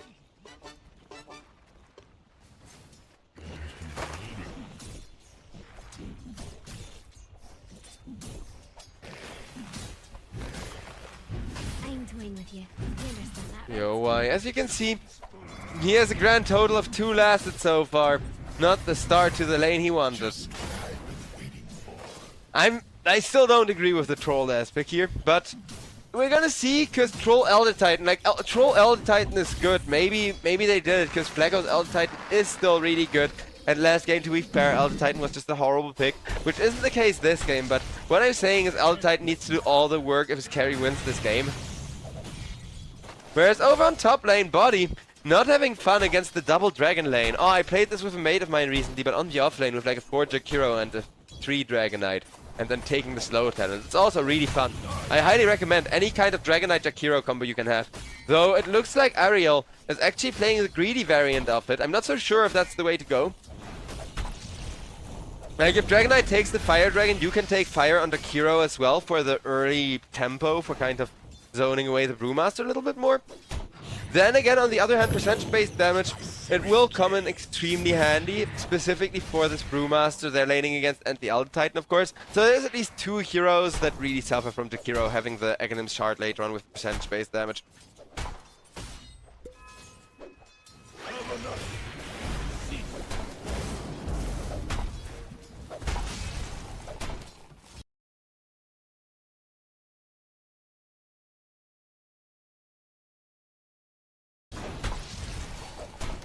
As Utah just doing the bracer drop while 2 people are hitting him in the face. One ranged right click would have really screwed him up.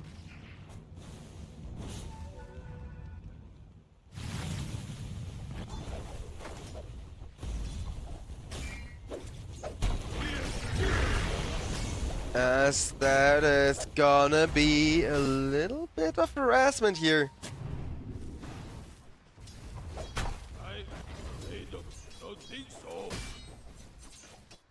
Also, I just got word from our admin. The remaining games of the tournament after today will be postponed by a few days. I am terribly sorry about the bad news there. We literally just got it in as... Well, there may be bad news over on the bottom lane as well as over on the top lane.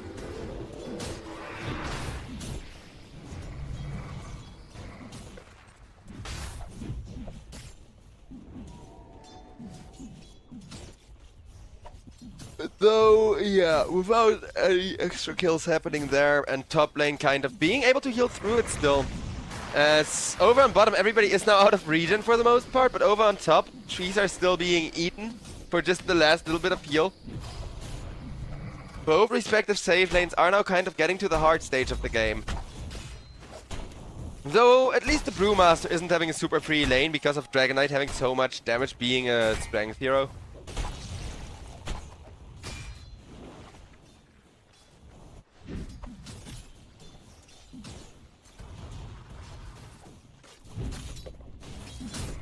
But yeah, apparently with some unexpected, you know, standings happening across both this and the other tournaments going on, we will be postponing some of the games by a few days.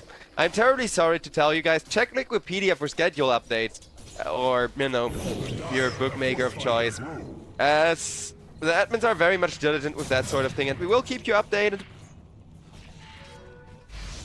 It is a bit unfortunate. Then again, we are always happy if teams that have been playing in the European Pro League get through to other tournaments as well, right? And get like a little bit of a name for themselves.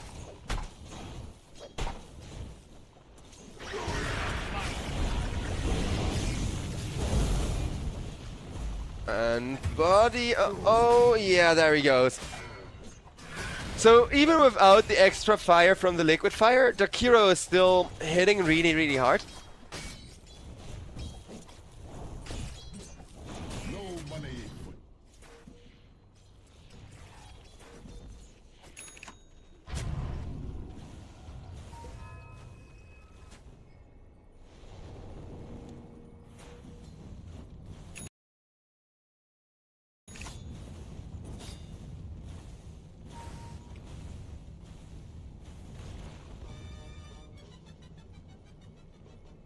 Okay, gold lead for Rumi. So far so good, but what I'm waiting for, why I'm kind of, you know, just sitting here, and why the teams are doing the same thing, and just sitting here, kind of not really getting up too much aggression, too much farm, too much other than farming, is of course, they want to get level 6s, they want to go for ganks. Mid laners got their level 6s just now, but of course the Primal Split is one huge ultimate that I'm really looking forward to. Lasso is the other one that's really fun to watch from Herivnia. But especially Rumi, this game around, they have all the exciting stuff, right? They have huge macro pyres, they have the arena to synergize with the macro pyre, the dragon form, as well as like Bedlam. All of their ultimates except TA are just really, really good for tempo and for winning team fights early on.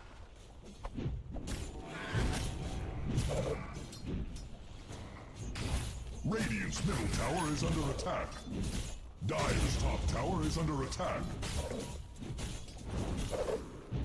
Radiant structures are fortified.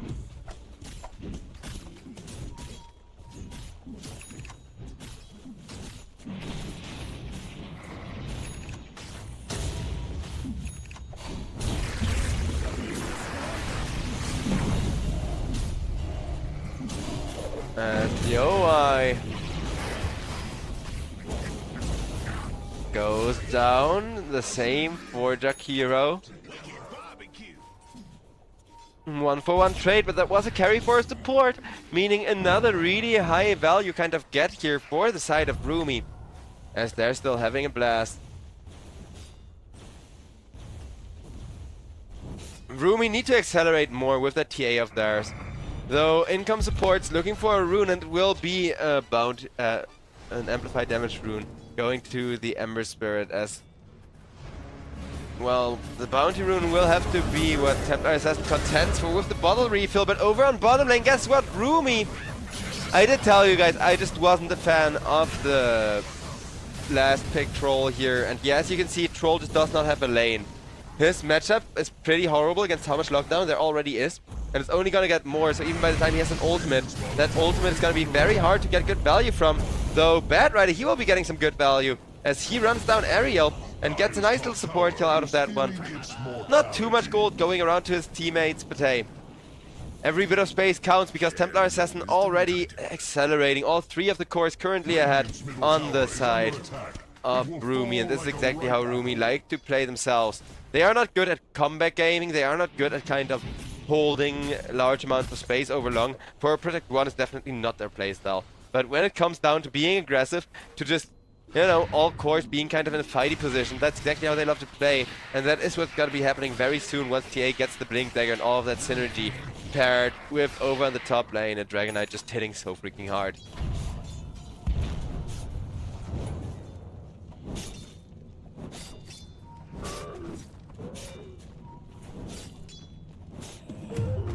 Ember Spirit going Maelstrom, perhaps skipping the Mage Slayer fully, perhaps just delaying the Mage Slayer. We'll see, we'll see. As over on the mid lane, Brewmaster comes in with a Primal Split. Where are your refractions now, he says, as he's burning through them with the Fire Bruling. But thanks to some excellent teleports and Ariel on the Jakiro just having so much damage, even on level 5, they instead will just get a Bad Rider and perhaps an Ember. Oh my god. Ember Spirit still alive with the Fairy Fire, with everything, but he runs out of mana and will die. As Brewmaster can't even get the kill they came for. Oh, such a good Primal Split usage, but 2 TPs instantly was just a little bit too much for them. And now they're struggling and falling behind. His body still running for his life with a very nice multi-hero slow. He lights them all on fire and gets himself away. What a player! I am kind of disappointed he's skipping the Radiance, but I guess, I mean, you do want some control over who you do and don't light on fire so you don't kill your Elder Titan on accident. But speaking of Elder Titan, it looks like I just cast a Cursed him as he takes a big crit to the face from the Templar Assassin.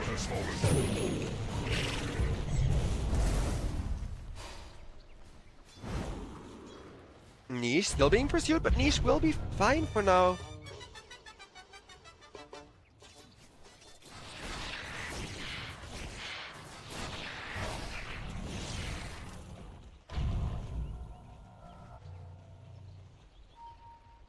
Mid getting pressured out, but the difference between this game and last is that Templar Assassin not yet hitting tier 2s. The push is just a little bit less, right? With the Dragon Knight having taken the Fire Dragon talent, and Jakiro also not doing any tower damage. The Desolate will be kind of what helps compensate for that, of course. So that's when Rumi are in the perfect winning position here.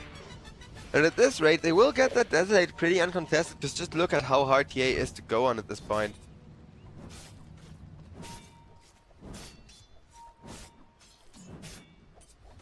That's true. Ooh, as it looks like we got ourselves a kill over on the top lane with the Arena Macropire combo being dunked onto just one, but that one person is Body, who just almost had that split ready, but not quite. Rough one, but great value, taking down the Brewmaster, making sure you delay that terrifying offlaner as Rumi. They need to hold on to this win, but as far as the win rate goes, well, it is already 2/3 in Rumi's favor, so It shall encroach no more. like 66% Rumi, 67, something like that. And they're only gonna make it more with the way they're farming right now.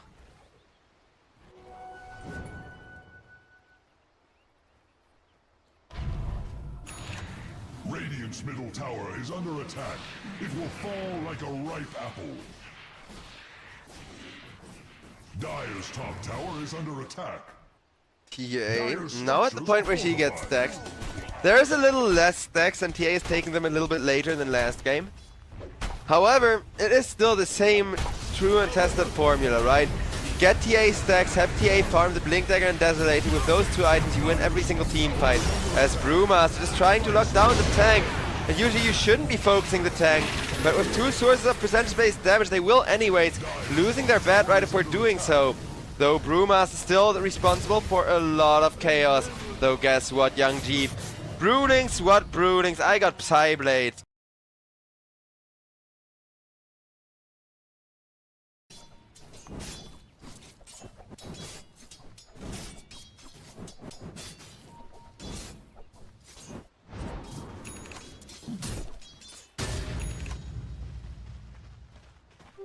Among the hidden ones. 6k lead for the side of Rumi. Once again escalating, these primal splits not coming through in the way they had hoped they would.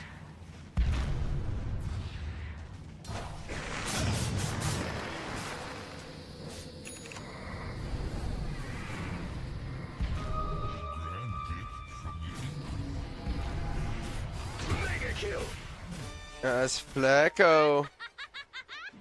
Yeah, this TA is a problem, and I think at this rate she's got to be very hard to contain, just like last game. I mean, I said it last game, I'll say it this game again. Smoke the TA, it's your best way to come back into it ever so slowly. As the Dragon Knight not really performing like a one position yet, but...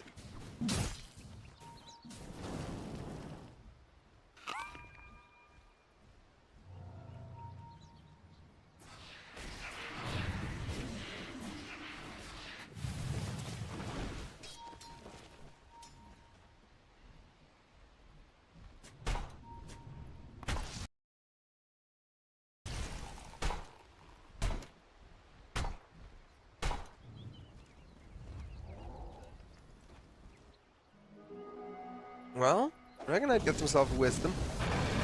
Though at least Yoai got the other one. The Troll, he is still trying to catch up. It's just that Troll has a very slow time catching up, because his Battle Fury will be significantly delayed. And you gotta keep in mind he's third in net worth. Because all of the gold has kind of been channeled into the Templar Assassin, and Dragon Knight is now... Body goes down once again. Body just getting bodied over and over on his Brewmaster.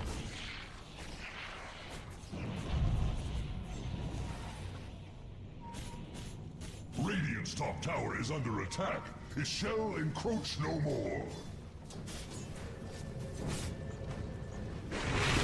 Ember Spirit feared up now.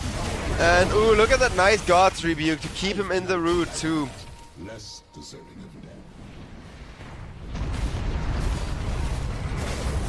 As Templar Assassin will be Earth Spirit down. And keep in mind, Dragon Knight is already starting to look more and more like one position with each passing minute. But Templar is still so fetch, he gives away a lot of gold. Whereas Niche's Ember, still no Maelstrom, also getting that one delayed. So all the items that Rivnia are currently struggling for are those farming items that Dragon Knight got built in. Though at least Troll now has Battle Fury as well. 16-minute Battle Fury, definitely not something to write home about.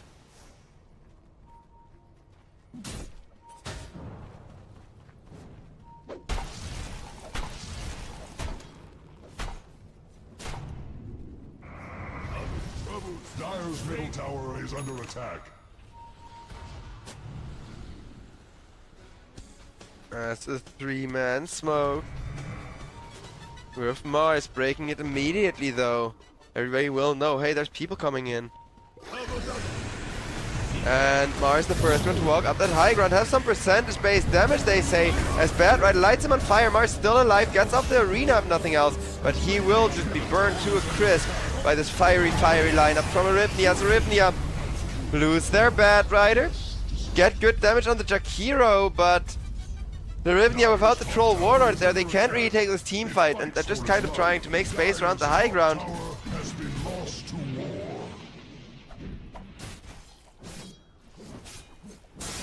As top tier 1 tower gets killed off by the Troll Warlord.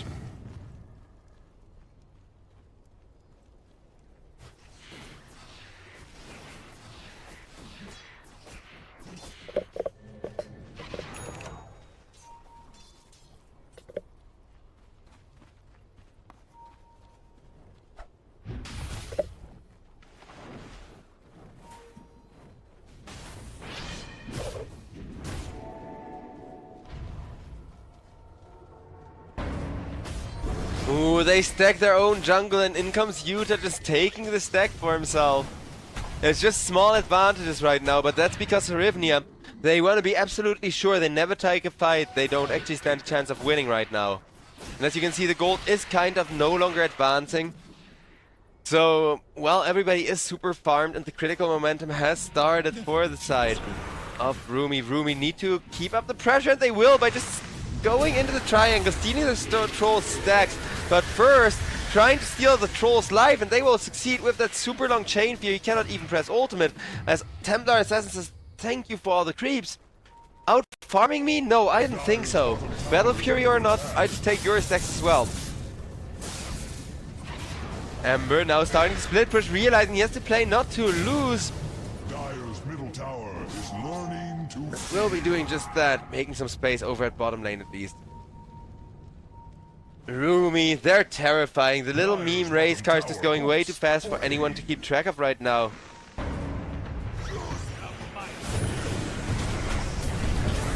As that is gonna be the Mars, caught a little out of position, just a little bit, but bam and bam, down he goes.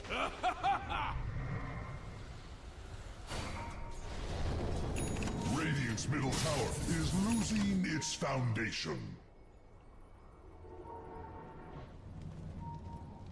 Radiant's middle tower is under attack. 5k gold lead, nice Mars kill. More importantly, taking that huge arena away means for just about a minute they can initiate now. It's not gonna be an easy or clean initiation by any means, with Rumi still having a terrifying Templar Assassin. But it is an opening nonetheless, as Fernan tries to commit onto the Dark Willow this time around, taking out that huge fear ultimate if they can get her. Though it looks like Ember Spirit doesn't quite want to follow up. As, yeah, they don't have the vision needed for that team fight there. Though I do love them for attempting it. Because that's the fun thing that we didn't really have last game. Because last game, you know, mid lane, the moment Storm Spirit died, it just kind of wasn't fun anymore.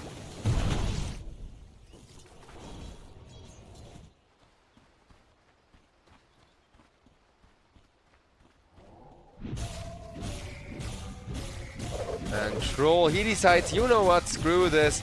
I want myself a Tormentor, I will get it. And with his DPS, of course he will. Leaving him at just 1 health, but that is gonna be Fern getting a really good Aghanim Shard, actually. I think Batrider Aghanim Shard is pretty freaking good. Not because of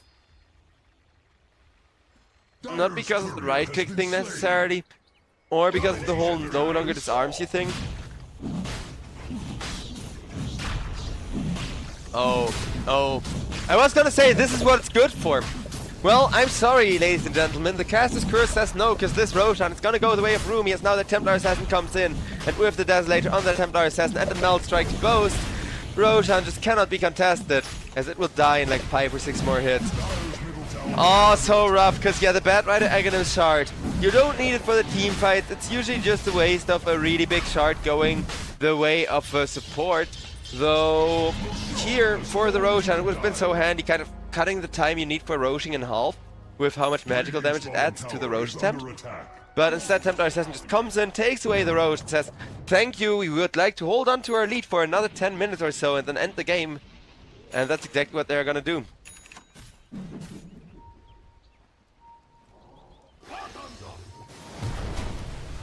Radiant's bottom tower is under attack. There is little it can do.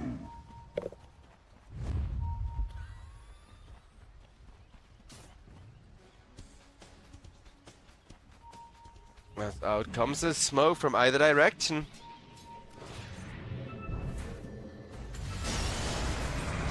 And with the BKB being activated just in time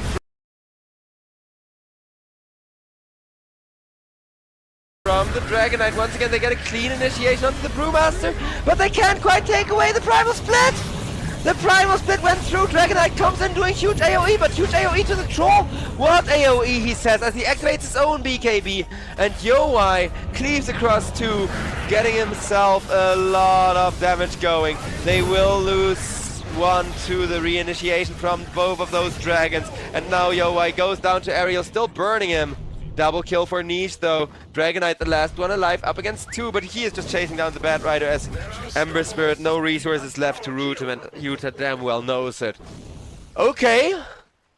Now the game is starting to get interesting, though that doesn't change the fact that Rumi are just gonna keep pressuring and do still very much wanna end this at a timely fashion. Make sure that Templar Assassin doesn't fall off, doesn't get past the 40-minute mark at the very latest. Dire's bottom tower is under attack. It may yet stand.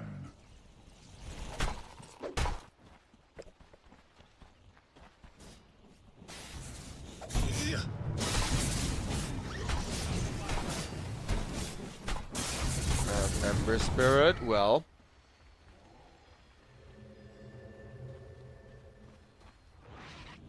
Slowly but surely getting there. I mean, Yowai got a big bump of money in that last team fight just from doing so much cleave damage. And he still has 8 seconds left on his BKB, so he's very much hoping to activate the next one just as efficiently as he's getting himself some more tankiness with the Saint and Yasha for the time being. Though also, Troll Warlord does have of course that whatchamacallit, melee form bonus armor. The Berserker's Rage Facet. It's very, very nice if you're up against Templar Assassin, because keep in mind, Templar Assassin does most of her damage from armor reduction. And while Dragon Knight is still terrifying with the crits already ready, Dragon Knight may eventually fall off.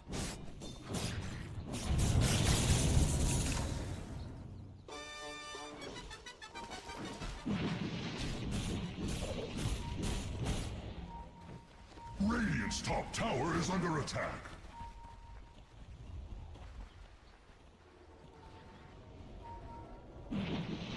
Nice, out comes the 5-man smoke from either side. And Brewmaster. Yeah, he's saying, like, are you sure you want to commit on me? Sure, we have all these shields. Go right ahead. Do you have any more damage? Gladly. And yeah, well, they were fine committing on the Brewmaster with just tons of magical burst damage. Brewmaster now starting to get tanky, but guess what? Yowai is not! Ooh, that really hurt with the arena straight into the face of the Troll Warlord. Everybody has to get themselves back for a minute, because without that ultimate, of course, Troll can just get slam dunked left and right in a really painful fashion.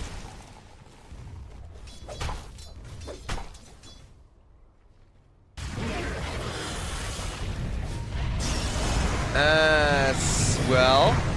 Nice catch onto the TA. TA still being burned up, and bam. So, well, the 5-on-5 initiation went well. It's supposed to be the other way. That's the funniest thing. So, Rumi are the really strong pick-off kind of, hey, we take you whenever you're not 5-manning. And whenever the Brewmaster doesn't get picked off, Herivnia will be winning the 5-on-5 team fight, right? But here, the 5-on-5 team fight results in the Troll just instantly dying to a beautiful arena spear combo. But after that team fight, Herivnia, they go for a super unexpected pickup, where, like, yeah, it was, if anything, Rumi who wanted to go for more, but that leaves them open for a wraparound and a beautiful little go there. Dire's middle tower is under attack. No gale can snuff the flames.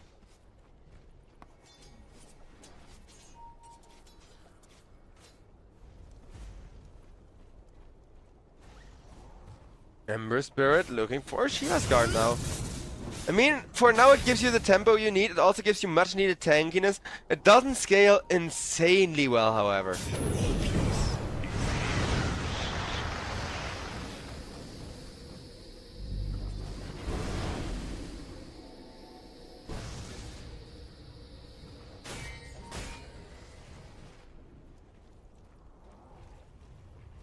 Dire's middle tower is learning to fear.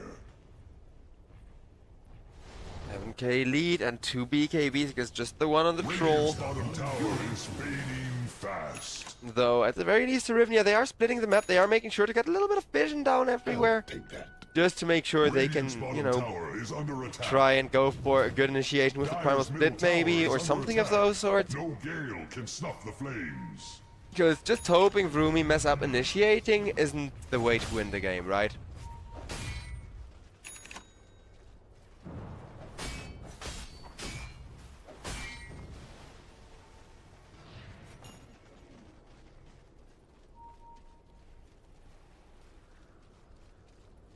Radiant's middle tower is under attack.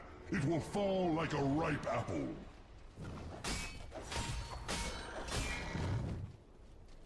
Radiant's middle tower is under attack.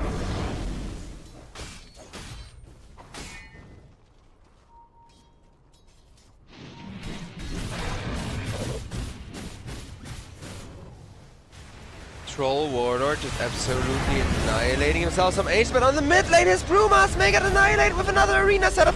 Brewmaster, can he get the split? He tries, but a perfect stun comes out, interrupting the animation. Oh, that was close. But Utah, the moment he realized, okay, he actually got the kill, he gives a little trash talk. Just what I've been waiting for. As yeah, no Brewmaster for 40 seconds means 40 seconds of free tower push for this extremely fat Dragon Knight.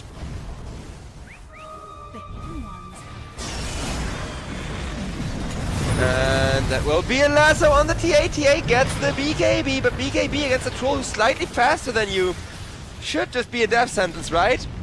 Oh, troll still looking for the TA, but TA gets herself away with no detection being available for her.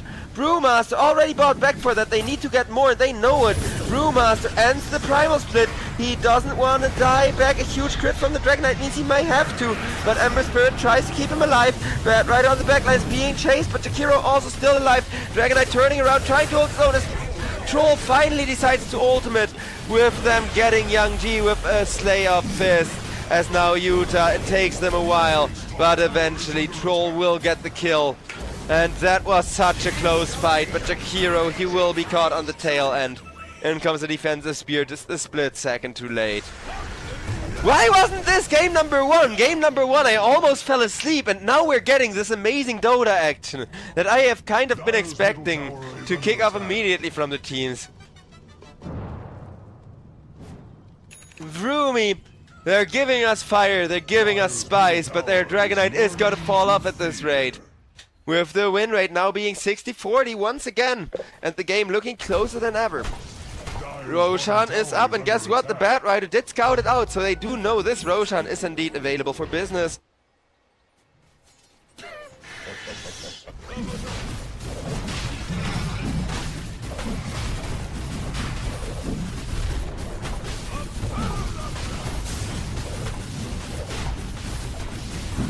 Roshan. Few more hits. Bam, down he goes.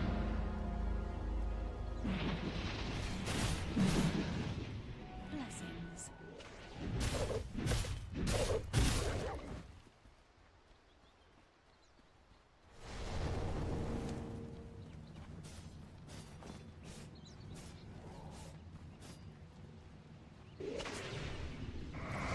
Well, only 3,000 gold lead left. As you can see, Yowai, every time he's left uncontested, his team makes sure to give him all the farm to just get that Battle Fury in for him. And he has 5 minutes where he's just favored by having that Aegis now, or 4.5. But 4.5 minutes to just run at somebody, try to kill them off.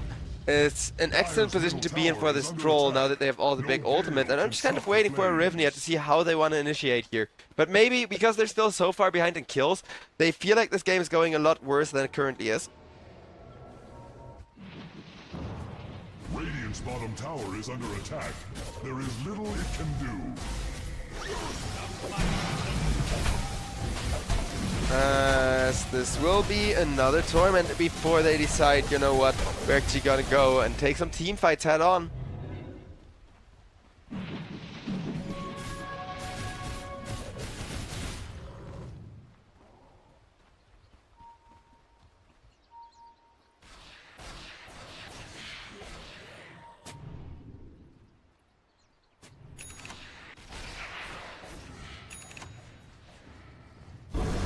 With 3 minutes 20 seconds on the Aegis. I wonder if they're just gonna wait till it's like 1 minute and then go for the team fight, or whether they want to smoke up now. Because Serivnia, like I said, they're fine farming. They can outscale to some degree here.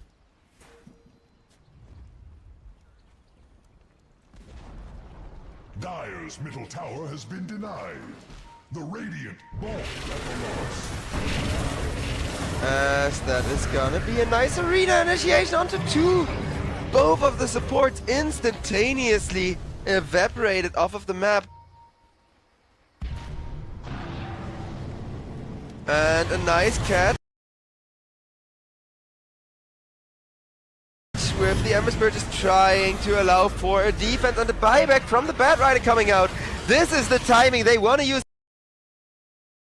the Aegis, because here Rumi don't expect, and Rumi they were indeed not expecting for a troll to come a chasing, but Yowai does not care. Yowai just wants to kill, as there is the lasso coming out, and there is the person he wants to kill being dragged out of position. Bad Rider diebacks for that one. 70 seconds, he will be dead, as Yowai just stacking up those fervors. He is in the ultimate now, but now they're using all of the stuns and he yields as well just to keep him contained. They do not have the lockdown for him though, and Yowai will get full health once again. Yowai still hitting into the Dragon Knight, though he will be pushed away now. Unstoppable force means a movable object, as eventually Niche comes in with a beautiful searing chains, though they will kill him for that initiation, allowing Yowai to finally get some kills. And the only person that the side of Rivnia actually want to die here, the Ember Spirit, the Troll Ward, he hasn't died, as the Ember Spirit instead had to sacrifice himself. But at the very least, this does give Yowai a lot of space to push with that Aegis of his, which is exactly what he wants to do right now, hitting the tower with everything he's got, hoping that, you know, they can still go for a good initiation or something once Mars has that arena, because the Mars going down quite early was one of the biggest advantages in this fight.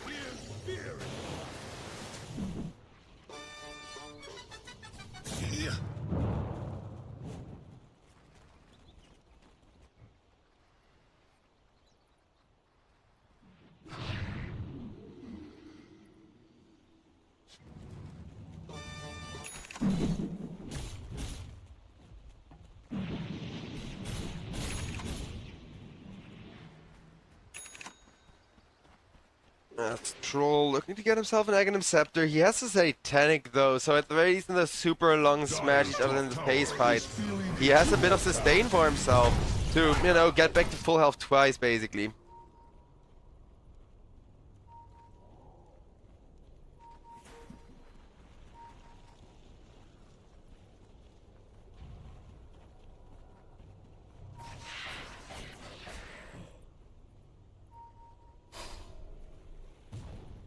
$6K lead remains, but Templar says that MKB is gonna be her final big DPS spike against the Troll.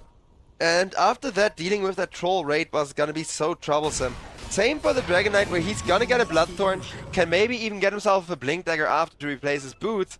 But then you just need to get on top of the Troll and never let him go. And if you can't kill the Troll and the amount of time you can stay on top of him, you lose. Feeling its mortality.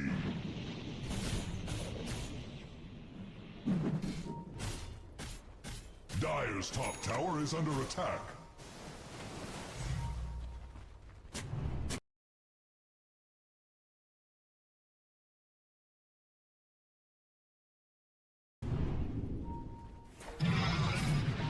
As it's gonna be a 5-man smoke, but they can't quite get up that high ground in time.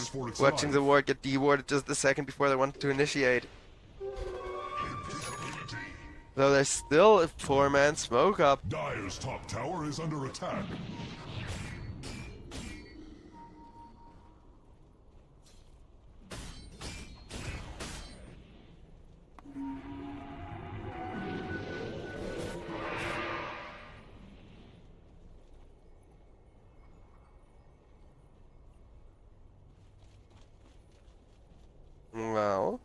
Maybe now Rumi want to try with a smoke of their own, but don't quite have the vision for it either anymore after the attempt to take over the enemy triangle. Whereas Troll still just getting himself one huge item after the next. This man, he is not gonna let up as this game continues. Dragon Knight Akiro is really good, especially if there's Dark Willow to both. Just for the crowd control, just for the stuns and disables, right? Everything else isn't really a problem.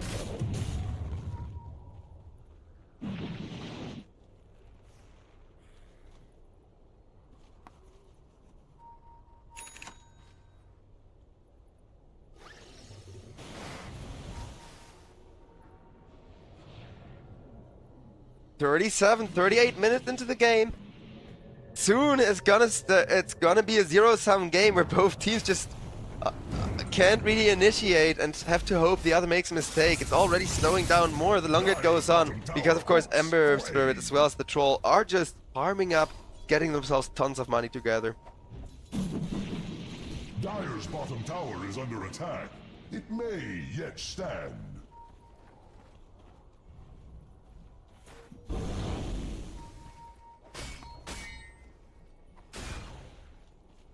As the smoke. Maybe they're from Rumi this time? Are they gonna commit with this?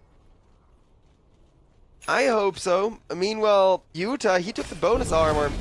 65 health regen, but he didn't just take it for the health regen, he took it for the armor mostly. Kind of deal with most of that physical damage from Troll especially. As Ember Spirit stops over to the mid lane, looking in to defend. Radiant's middle tower is losing. Dire's top tower has fallen.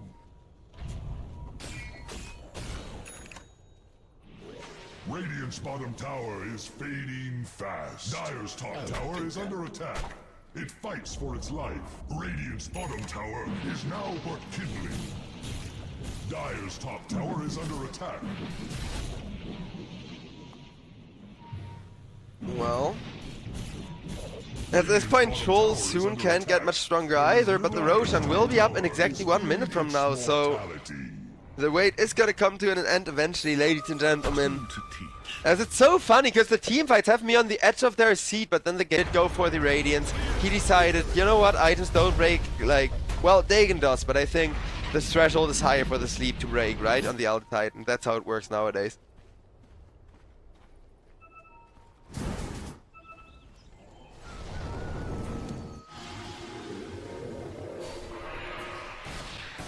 And the Tormentor giving Ariel his shard this time. Only 40 minutes in, Jakiro finally gets the shard. Oh boy, it's about time, ladies and gentlemen. I've been waiting for this for, like, way too long. Because the Jakiro shard is spicy percentage-based damage for all these tanky heroes. As it looks like the Roshan, just 2 seconds before it goes up, people get impatient, leave the Rosh pit, but because of that, they don't get scanned out.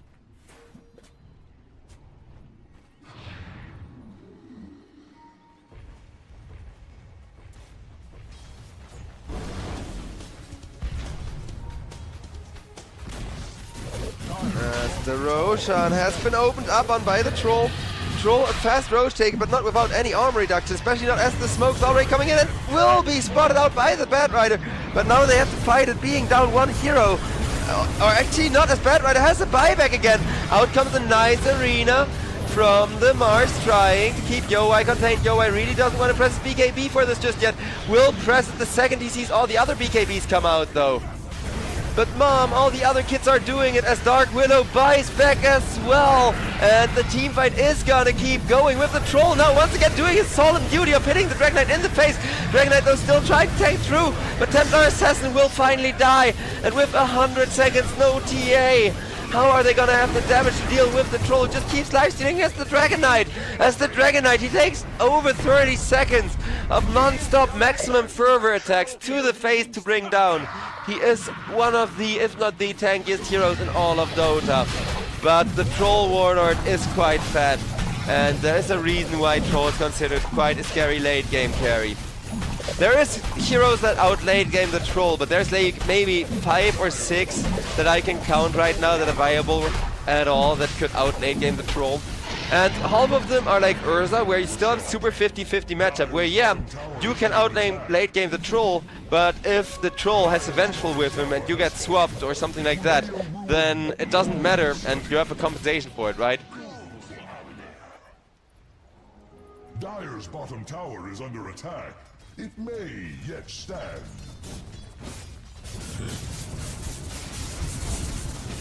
Dire's bottom tower is under attack. As that is gonna be the tier 3 tower down. No Rex just yet, but with the Ember Spirit hitting those and mid lane already getting pushed by the troll, it will only be a matter of time. As that is gonna be 1 lane of Rex done, 2 lanes of Rex down at this rate, but no Megas yet. So with that fortification at the very least, Rumi can bide their time just a little bit more. As Troll, he wants the final tier 3 just to get rid of that aura in the enemy base.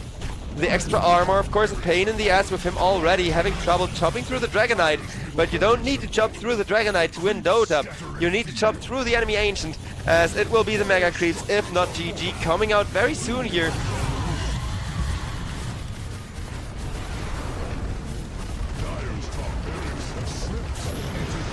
As that is gonna be top lane getting annihilated.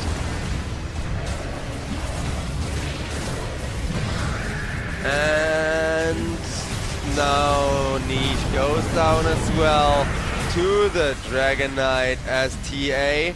BK beat up, still looking to run people down for a while longer.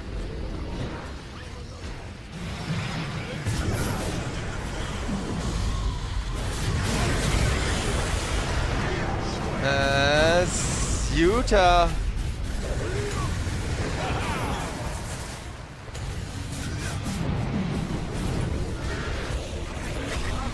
Oh yeah, I think it's GG with the Templar. She literally just made it up the stairs. Just freaking made it up the stairs. And the moment the Fountain Region kicked in, Templar. One more hit and the game finally ends. Why couldn't this have been game 1, ladies and gentlemen? Especially with like the weekend games being postponed for a little while, which I'm really sad to have to report to you once again. I was so hoping for an third game, because I've been watching Costa cast all morning. Today is the one morning in the week where I have just nothing to do, so I've been sitting here drinking tea, watching my colleague Costa do the series before this, which were amazingly close to once. And it was, you know, a really exciting day. And then the first draft was just such a snooze fest. Which is fair. I mean, don't blame the players, right? They're drafting to win. And if you're drafting to win, you're not gonna draft what's necessarily the most excited draft to look at. However, with that, Team Arivnia once again 2-0. These guys have been playing flawless ever since the group stages ended. During the group stages, they have been struggling a little bit, but now the group stages are over. Team Arivnia, they are avid patch notes readers. Have a lot of scrims, if I had to tell. Either they scrim a lot, or they just have, you know, balls of steel and go, hey, this looks good on paper in the current meta. We're gonna pick this in an official game and hope that it works. And it did work out for them. Though they didn't go so much off meta here, it was kind of their enemies trying to enforce the old patch, right? It was kind of Rumi trying to force people out of their comfort zone, as they usually do. And it didn't work with Rumi just not quite being prepared for this utter draft mastery. And I think maybe it would be interesting to see a rematch here, if there isn't going to be another balance patch before the finals, because that would mean that Rumi actually do have some time to adapt to the draft and to adapt to, you know, the lots of little changes there has been. A lot of facets have been changed once again. But with that, ladies and gentlemen, we'll see whether that affects the final series of the day in about 50 minutes, as there is a little bit of a break before the lovely base defender will be taking over for me. And with that, peace out for now. Have a great one. Thank you all for watching. Joe signing off for today.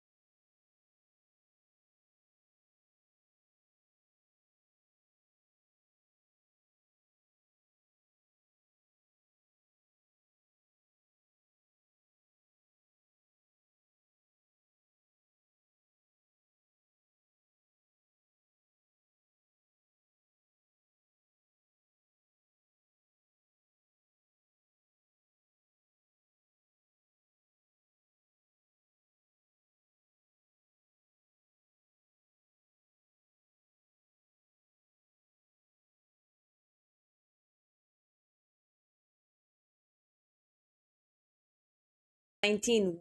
Right in front of our eyes, we have DMS and the team of many names, AVulus, Team T, and as you guys called it in chat, Hydra AVulus.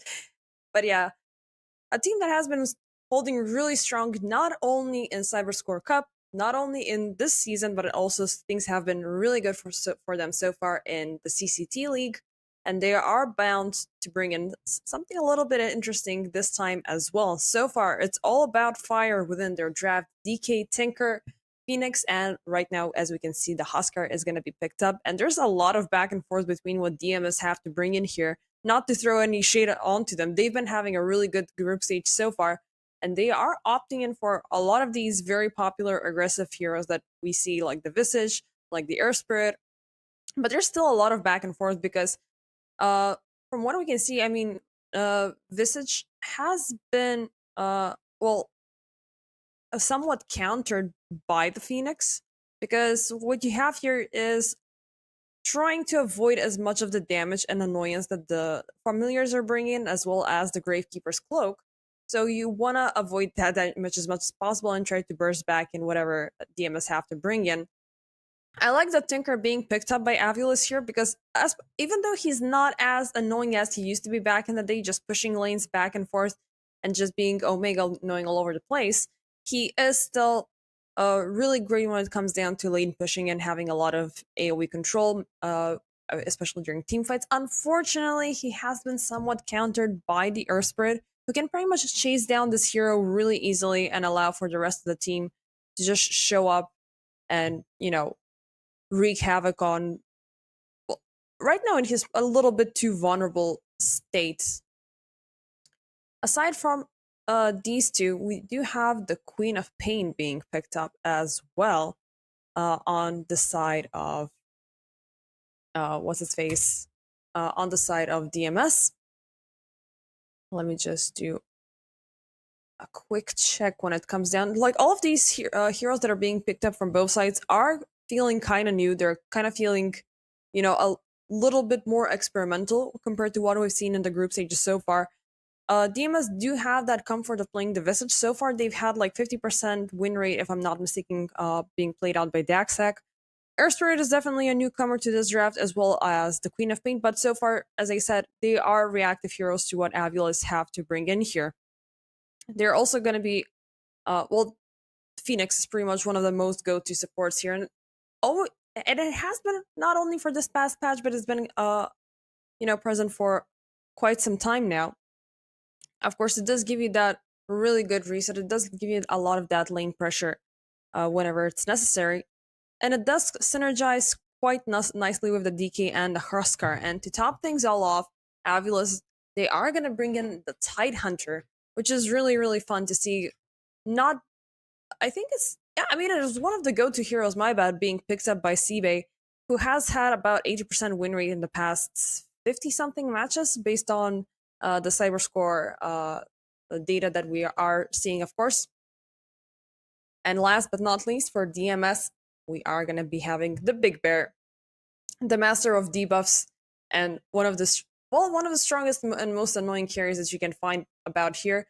Always having a little bit of a difficult time to kick things off in the earlier stages of the game, but once things get a little bit better, this bear is about to, well, take down pretty much every target he finds in his way, especially once we see the Abyssal Blade coming about. Of course, talking about Blink Daggers and BKBs, it's a little bit redundant because it's always your go-to items for either side, carries, offlaner, whoever is there for the setup. But yeah, all in all, I like AVulus's drafts here, mainly because of the Tidehunter Phoenix synergy. It does give you these really good two big ultimates that you can work around with during team fights, but also you have this micro synergy of keeping up with the push between Smiling Knight and Eki, who are just actively going to be pressuring towers, pressuring lanes, and stuff like that. For DMS, it's all about the big fights. It's all about having as much control as they can during the team fights, trying to hunt down heroes back and forth into the backlines. It's maybe going to be Problems and Mellow's job to do this. Just roll back, blink back, and just hunt down whoever you can find. It's eventually going to work out really nicely with the Ursa, who is, of course, going to be getting the Blink Dagger. So a lot of firepower on their side. But I assume it's going to... At least we're going to be waiting for about 15 minutes until we see them kick things off. AVulus, they do have the advantage of the early game a little bit more.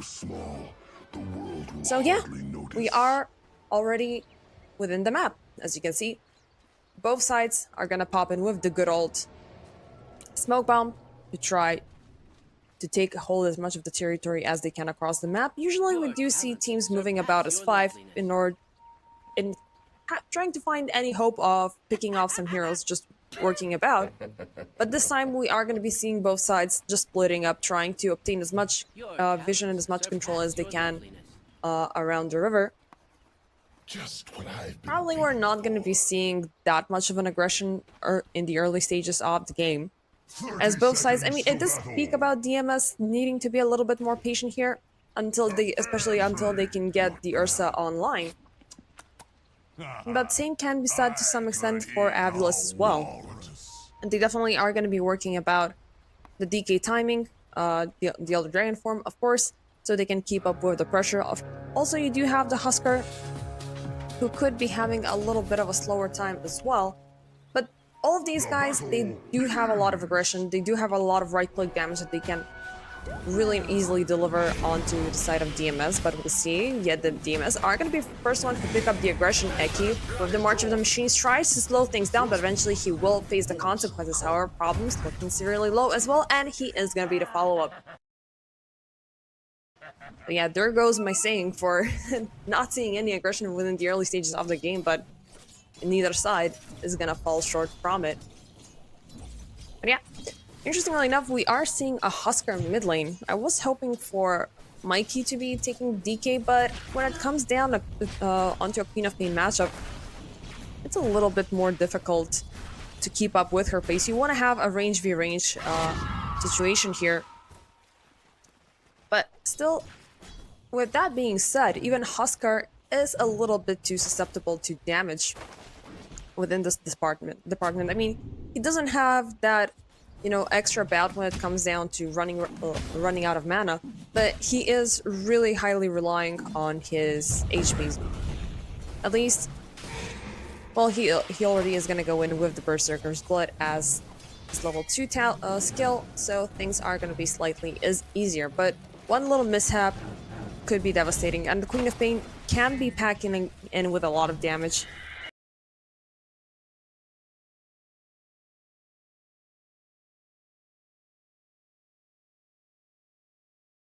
I assume we're not going to be seeing indeed happening around this bottom lane, as Eki is keeping up the pressure alongside with Seaweed. Water grenade thrown onto Shingetsu, and the Ursa is gonna fall down, leaving 8 in the back lines, trying to run about and at least keep some part of, well, the wave is not actually going to be secured, just to try to keep things a little bit under control for DMS under the tower. But still, Ursa having a difficult lane could be a really bad consequence for the further game that DMS have to bring in here. And if things go bad, they definitely will need to call in some extra numbers to keep things in check. Yet Shingetsu, he doesn't shy away from throwing some extra hits here onto Seabait, which of course, oh, hold that thought. Oh, that's a very juicy rotation coming about. As problems, he's gonna be called upon here to take down Mikey. However, Meloju is gonna burn thanks to the arrows. So at the very least, it's a little bit of control there, but this mid lane is definitely gonna be the center of attention for both sides. I mean, both sides are packing a lot of right-click damage when it comes down to the lane, but both sides are gonna need at one point some of that extra support, which is gonna be called in even before that usual minute 6 that you can see coming about. Eki, did he manage to take the Lotus there? Yep, I think he did. Even though Shingetsu did manage to deliver a couple of heavy strikes onto the poor old Tinker. And how the fate of Tinkers has changed throughout the years. He used to be the super aggressive mid laner, but now he has turned into a super aggressive position for support, which doesn't really withhold throwing in an extra punch onto the other side supports, as Ake, as we saw, just suffered some devastating consequences. But yeah, And this guy was missing for such a freaking long time. Now he has bounced back a little bit thanks to the return of March of the Machines, since we had the fastest innate abilities unrolling. But he's not as, you know, all about that presence as he was before. And yes, I gotta admit, Joe XD try does look a little bit different. Things have changed in the past couple of hours. I'm sorry that you guys had to find this out this way. But it is what it is. There's been a lot of jokes so far within the stream. I mean, this has also been quite an anticipated game, as DMS have been one of the stronger contenders of their respective Group A, while Team T, aka AVulus, have once again been holding strong. Similar scenarios so far to what we've seen in the Cyberscore Cup, but let's see if that fate keeps up. A little bit of a glimpse in mid lane as Mikey. He is not shying away from keeping up the pressure onto Meloju. Of course, having level 3 of the Burning Spears does hurt the poor queen severely. It is always going to be at a fixed cost at about 4% of the HP lost, so the sacrifice is always going to be there, but the overextension is not going to go unpunished. As Problems once again rolls in for the action and takes down the pesky Huskar with what is seeming like a very easy step here. And that's the power mainly of the Earth Spirit. Usually we do see him, well, we used to see him a little bit more as a mid laner as well, a little bit more within the off lane, safe lane position. But in this scenario, Problems, he is throwing him as a position 4, and does not shy away from keeping up the action, and they're still gonna stick around there. They really want to have Mikey down as much as they can, and Eki, TPing in all by himself there. It's definitely gonna earn DMS a free kill. However, on the other side of the map, we did see the takedown of Shingetsu for yet a second time by the side of Seabay. So that's actually a lot of back and forth. I thought both sides are gonna be a little bit more patient coming about at the early stages of the game, but nope, they're packing with all about aggression on all sides, wanting to get as much of the action as they can.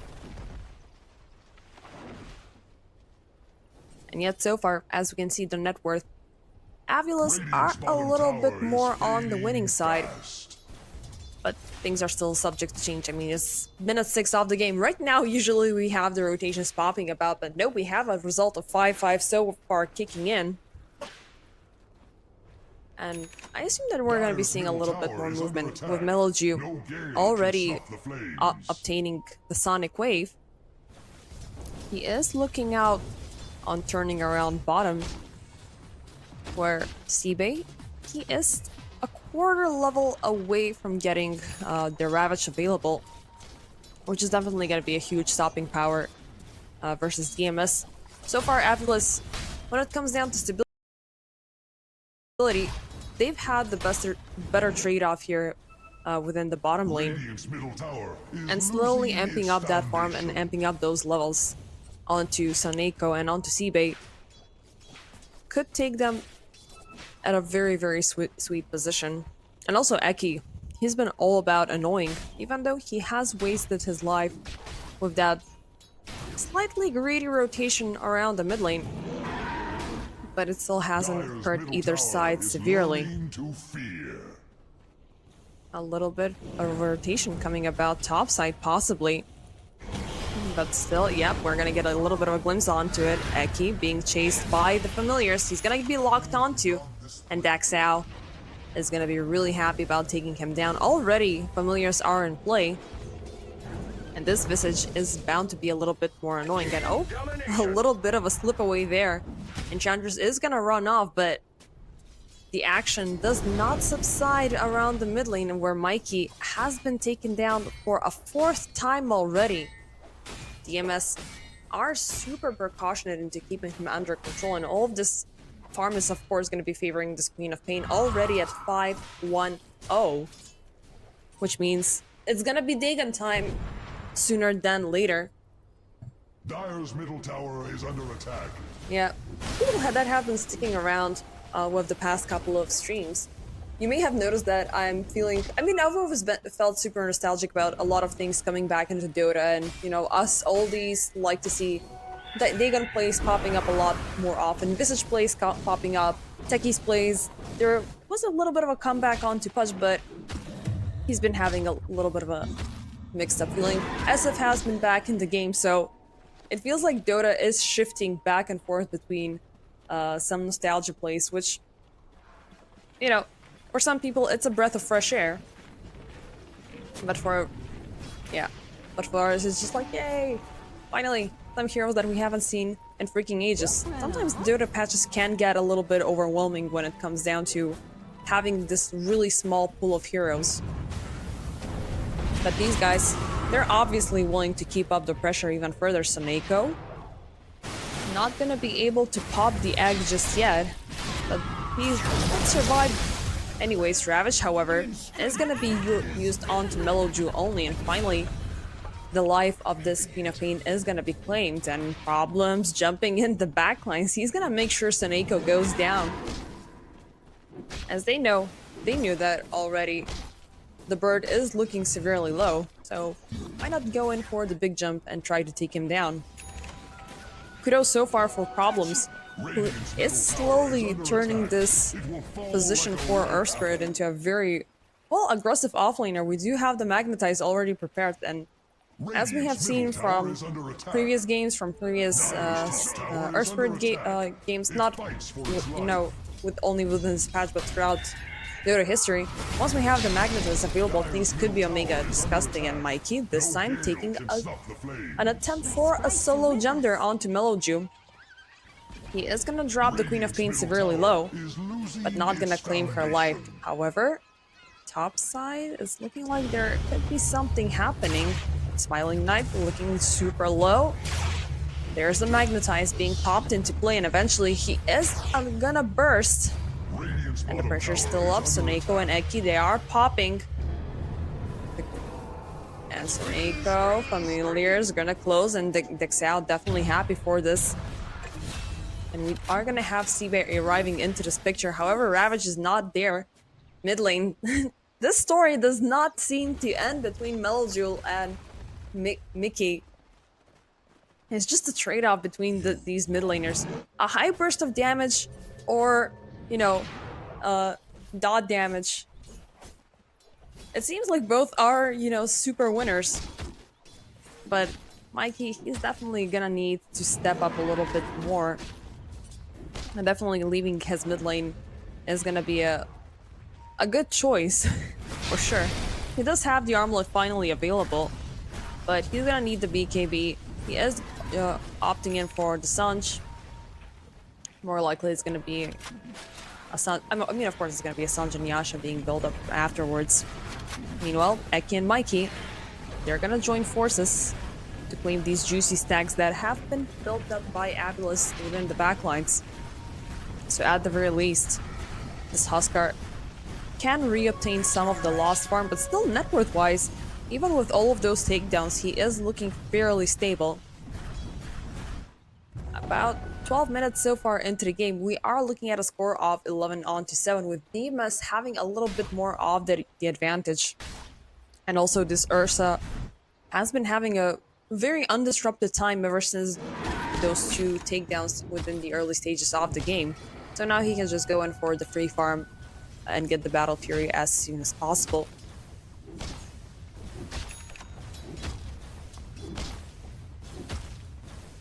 So yeah, we're gonna tone things down, at least for a little while. Or maybe not. AVulus, they are looking at a two-man smoke up. It is gonna be Mikey and Saneko, who have their eyes down on bottom now that the Supernova is available. And they want to try take a strike onto the bear, should they find him, as Shingetsu, he is deep within the jungle. Mikey, smoke is gonna be popped, decides to initiate. Shingetsu jumping in forward, but still he is burning. Unfortunately, AVulus, they don't have that burst Radiant's bottom tower damage is under attack. within their favor. There is little it can do. So they are gonna allow the bear to walk away with a couple of hairs burned down, but Radiant's no bottom tower serious has damage fallen. to be seen. Still, they are at this point sticking about together, which is all about the types of play that we're seeing within this patch, and they're gonna turn instead into the Roche bit. Of course, I mean, we are seeing the defense matrix Dire's top tower is synergizing under attack. really nicely with the Berserker's Blood. So it's definitely gonna help out Mikey a little bit within this Roche takedown. Something that DMS don't seem to be aware of, as they have their focus up top here onto Eki, Dexao, and Ake. Oh, they're gonna cancel the TP with the familiars. Doesn't seem like the future is gonna be too bright for Eki, but still they are gonna give up the further efforts as Mikey is gonna claim the Aegis. And Saib decides to pop up here and defend his friend. Down bottom though, problems. Ooh, at an awkward position there close to the twin gate. Still, life number 1 is gonna be lost. Yet both Mikey and Soneko, they will stay alive after that initiation, even using the Supernova, just to make sure DMS do not keep up the further pressure onto Mikey.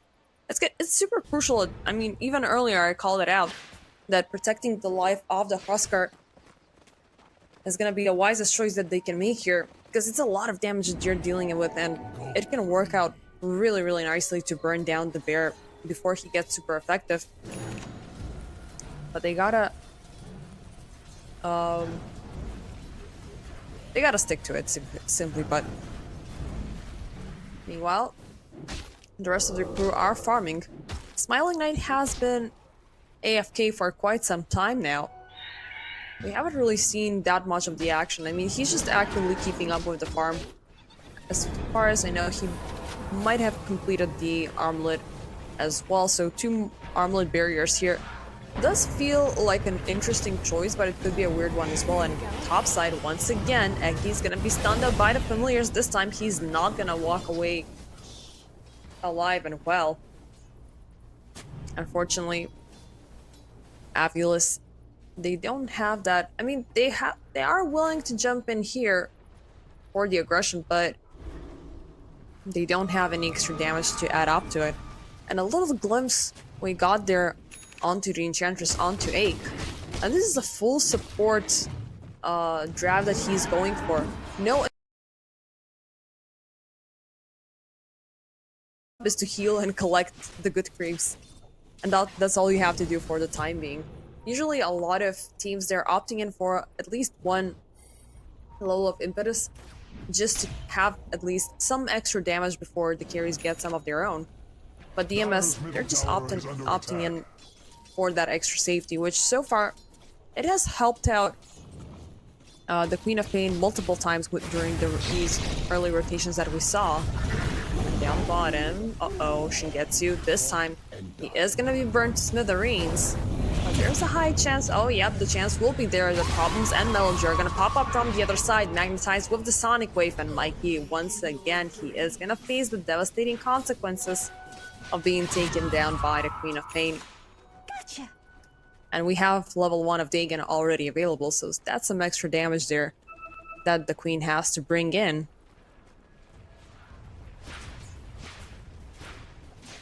Even though Mikey is actively able to keep the Ursa under control, until we get at least 1 Orchid Malevolence, there's no way that they can keep the Queen of Pain under control, and as far as I can see, nobody is eyeing out onto that item, at least just yet.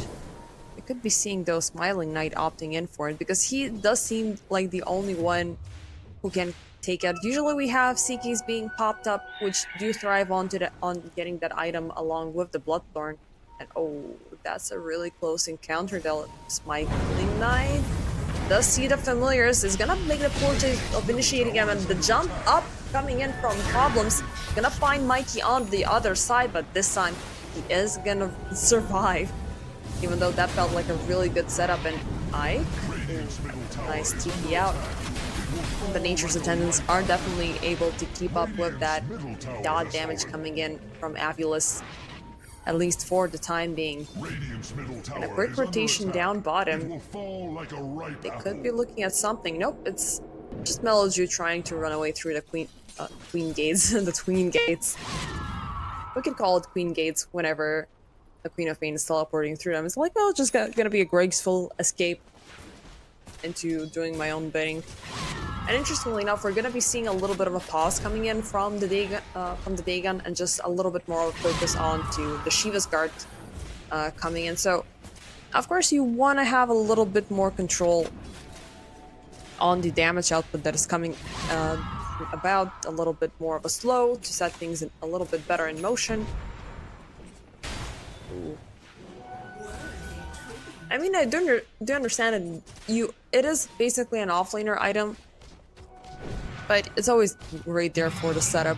And speaking of offlaners, Dexao, in the meanwhile, he is opting in for the Assault Cuirass, pretty much one of the more go-to items that we see on Visage being picked up. And it works out really nice with all of that buffs and little juice. Nice Sonic Wave to Soneko. Unfortunately, he's not going to be able to avoid it. Sets himself back within the action, but is not able to pop the egg. Problems. He is going to die right after. Daxal loses one familiar, but is keeping AVulus in check right after it. Could they find somebody more here? Unfortunately, maybe there's a chance, maybe not. Daxal, he's going to run away from danger, but the rest of the crew, Smiling Knight, picks in a little bit of a bone there with Ache. But then again, there's a lot of healing being poured into the Enchantress, which is making things a lot easier for her. And there's the Orchid Malevolence that I was hoping for coming in onto Smiling Knight, which definitely sets things back, at least for a little while, for DMS. And it buys enough time for the rest of AVulus to get their hands on at least a couple of BKBs. Anyone on focus at this point? Possibly not. I think everybody from AVulus is looking into amping up their damage, as they are feeling really comfortable and within their position. They can pretty much rely onto the Tinker, onto Seabay as well, to keep up with that extra defense. Seabay already with the Pipe of Insight. So that's negating somewhat of the magical damage incoming, and 21 minutes into the game, AVulus, they were probably kind of hoping for finding somebody lurking about close to the Wisdom Rune, but they are gonna find not. Instead, it's just gonna be this tier 1 tower being claimed, and they will keep up the further pressure onto taking tier 2. Even without the Aegis, they are relying on the strength and might of the DK, and maybe in hopes of catching somebody in the bait. Meanwhile, DMS, they are across the other side of the map, where Eki has been sticking about. He is burning slowly but surely, caught up within the Magnetize, but somehow, I mean, it's the defense matrix that is keeping him alive and well, and he will find the safety to TP back home. However, Soneko is going to be forced up to use the Supernova 4 defense, and is definitely one last big spell for AVulus for the next team fight, as DMS, not sure if they are active on the scout out to find somebody. Yep, as they are crossing the river, it seems like that's gonna be the case, with Shingetsu leading the way. Smiling Knight gonna be caught up. Seabay waiting on the other side. Ravage is gonna be popped up, but unfortunately there's not gonna be any follow-up. And Smiling Knight, he's down in the gutter, as well as Seabay and Mikey. Oh, that's a very greedy jump there. Really willing to even out the score with Meloju, but he's gonna risk his life once again in the process. A very scattered play coming in from AVulus there, as DMS, they were hoping to find some targets running about here. Meanwhile, Problems was hoping to put a stop to that TP from Eki, but unfortunately this time they're not gonna catch the pesky Tinker. A little bit of an objective cleanup coming in from AVulus within the past couple of minutes.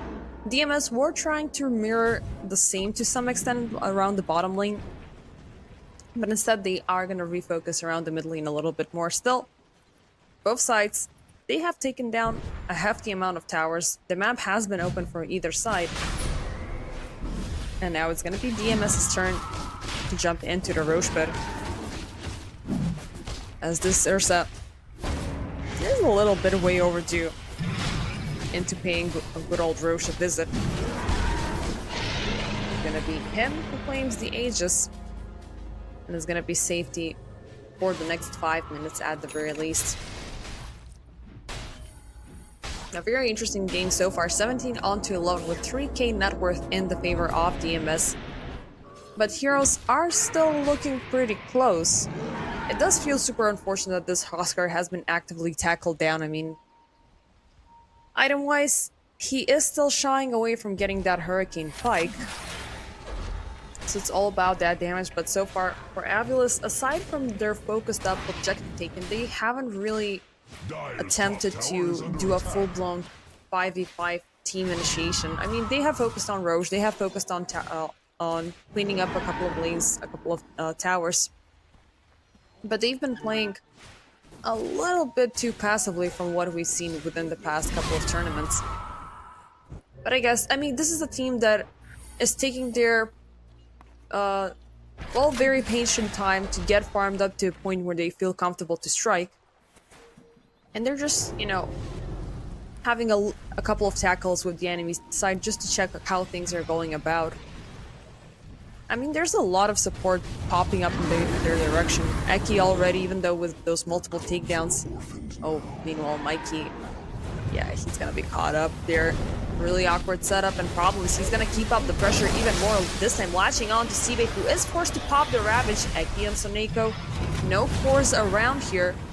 And it's just gonna be the offlaner with the two supports trying to fend this off. Still, one big ultimate has been forced out and definitely draws AVulus back. But yeah, that explains why they haven't been able to jump into a big team fight. As DMS, they're actively sticking together, and both sides, they do have the power in numbers, and both sides have, you know, that aura play being popped up with, in terms of their items and a lot of safety. But still, DMS's instant burst of damage, it's so far a little bit more worthwhile. They're still gonna keep up the pressure, finding Soneko lurking in within the trees.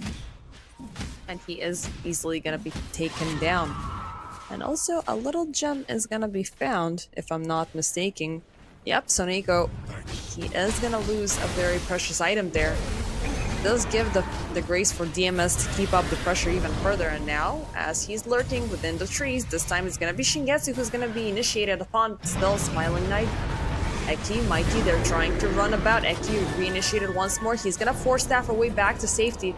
And now it's going to be AVulus who tried to keep up the pressure of their own. Even without the Ravage, they will pop the Supernova in the backlines. Shingetsu trying to fight this off, but no BKB available this time. So he is going to fall prey and lose life. Number one, still Mikey. Locked down to Sonic Wave is going to connect, and he's going to be popped for yet another time. Soneko and Freya is going to be used in the backline. Smiling Knight, Mildew, all of these cores with a lot of damage are going to be taken down. Yet Shingetsu is alive and well. Problems closing in onto Eki. One more hit is needed for Distinct to be taken down, and he's hiding nicely in the trees, but not for long. You okay? It's going to be 3, 4, let's just call it 1+1 in the favor of DMS. They lost their Aegis.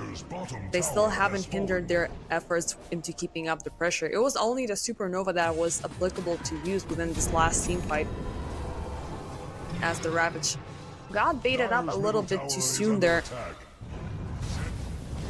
So AVulus, they really didn't have their incentive to keep up with what DMS had to bring in, and they're willing to close this down. And 27 minutes into the game, and they're taking a stance up on high ground. Sibe jumping out, trying to push and get to a little bit further away. At least it's gonna be only one set of racks that are gonna fall. As Mikey, he is back into the picture, but he still has his focus on to getting the Hurricane Pike. I was hoping for something a little bit more defensive to be used up here. I mean, he's still really susceptible. Well, of course, the Sonic Wave is at this point pure damage, so it hurts you either way. But a little target is going to be found lurking within the enemy jungle. It's going to be Duxiao, along with his familiars. As good as he was for the time being, so far, he is really easy to pop through the Gravekeeper's cloak. And the amount of damages that he's dealing, I mean, he's there for the setup. I mean, at the end of this, he is an offlaner. He needs to set things in motion, scare a couple of targets off, and A, lurking in the trees, he will try to do a sneaky TP out, but I guess it's not gonna happen. As AVulus, they definitely need to start thinking a little bit more proactively within this game. Their passive play has forced them out to go in with these awkward reactions to what DMS have to bring in. As they are obviously stronger as a team, right now they do have their big ultimates lined up and ready to strike, but the question is, will DMS give them the pleasure, at least until the next Roche fight? We have about 2.5 minutes to see what's gonna happen, at the very least. Well, there's the Hurricane Pike finally completed, so Mikey, he can buy himself a little bit of distance away from the Ursa. And it's gonna be the good old Scepter being popped up right after, so we can have, well, the improved life break, let's just call it. Not sure if that's the bestest incentive that you have, especially if you're trying to force it out onto the Ursa. As he's gonna start hitting you, you're gonna taunt him in, he could take you down. But it could be a good solution into catching the Queen of Pain a little bit more. We'll see. Both teams, oh, they're ready to fight this one out though. 5-man smoke up on both sides. Both sides are trying to find somebody Shingetsu. He's gonna be popped first yet. It's gonna be Mikey, who is cornered trying to run about into the river, but it's not looking like he's gonna survive. Supernova in the backlines, Problems, he's gonna fall next and he's gonna pop. The bear in the air, BKB's not available, Ravage is gonna connect onto 2, and Problems, Shingetsu, they are gonna die down. This time, well, it's gonna be AVulus, who are reigning a little bit secure, with a little bit of an awkward follow-up there from Smiling Knight blinking himself onto the Observer high ground. But even so, it is a little bit of a sign of life, especially that Ursa does not have, well, the Aegis available. And at this point, BKB, I think it's down to 7 seconds. Yep, that is at the duration, so it's a little bit more easier for him to be tackled down. But definitely far from over. AVulus, nice little bit of a counter strike there. I think a lot of this has to do with the passive play coming in from Smiling Knight. He's been having the super patient game, just farming about, already having a Satanic, gonna go in for the Bloodthorn. And that's been doing a lot of heavy lifting onto the team. Like, at this point, he is super tanky, he's dealing a lot of damage. He does have a higher survivability compared to Mikey. And as we can see here, he is going to take a valiant attempt to take down this Tormentor, who is looking super slow there. March of the Machines coming about. Ekis, is he going to live through this? Blinks away, far away from range, and eventually... That was one of the longer Tormentor takedowns that I've seen. It was a successful one, as nobody died in the process, but it took them some time either way. Shards given to Eki, and on the other side, another one has fallen, as Meloju will be the recipient of the shard for DMS. We are gonna get the Warp Flare right now available.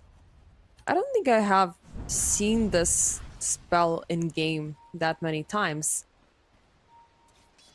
So it throws a flare towards an enemy, dealing damage, teleporting them away, rooting them, and reducing their cast and attack range for 2 seconds. Teleport location is always the ability's current cast range plus 100 from Tinker's position when he threw the flare. Okay, this is actually a really pesky spell, not gonna lie. Could provide for a good catch. I mean, the one big problem that you're facing right now as AVulus, it is of course always gonna be the Ursa, but this Queen of Pain just keeps on running away every single time. And Roche number 3, as he is spawned, both sides are looking for that contest, as both sides, they don't, not only do they like to get the Roche banner, but we have the shard and the cheese available. The Scepter could definitely be a great addition, either for Smiling Knight or for Mickey. Yep, who has given up on his to rather go in for a BKB instead.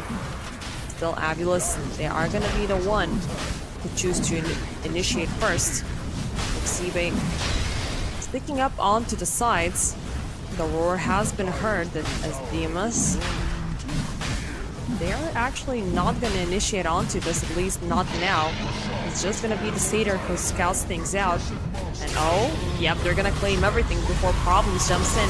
Mikey gonna get the Aegis. He is gonna die with... But Problems will be taken down. Melu trying to jump out. Saneko, the egg will be popped. And she gets to BKB out of the picture. And chases up coming in from AVulus. They will get a lock. He's rooted down, leashed up, jumped upon, and he will burn to smithereens. Even with the Aegis... Actually, the Aegis has not been lost. My bad. They didn't even pop the cheese for it. Oh my god. How the hell did Mikey survive that? I mean, okay, yeah, we do have the Berserker's blood pumping more than ever. And of course, okay, the could be the armlet toggle as well. I mean, there's a lot of things that are really pesky about this hero. You're never certain that he's dead until he's actually dead. He's like a Game of Thrones character, not gonna lie. He's not dead until we see him dead.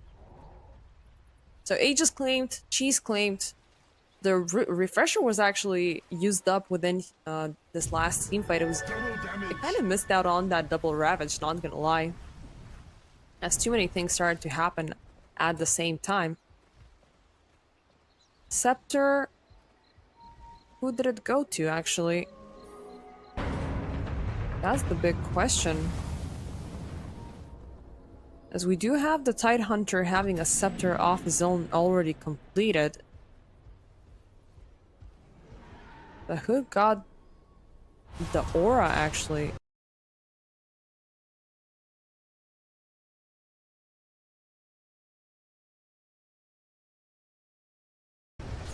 Actually, no, there's no Scepter, my bad, just yet. I was looking for it. It was just the refresher and the cheese. And I keep on forgetting that Roche on the other side is gonna give you that. But yet, then again, Smiling Knight. A little bit of a cocky play coming in from his side.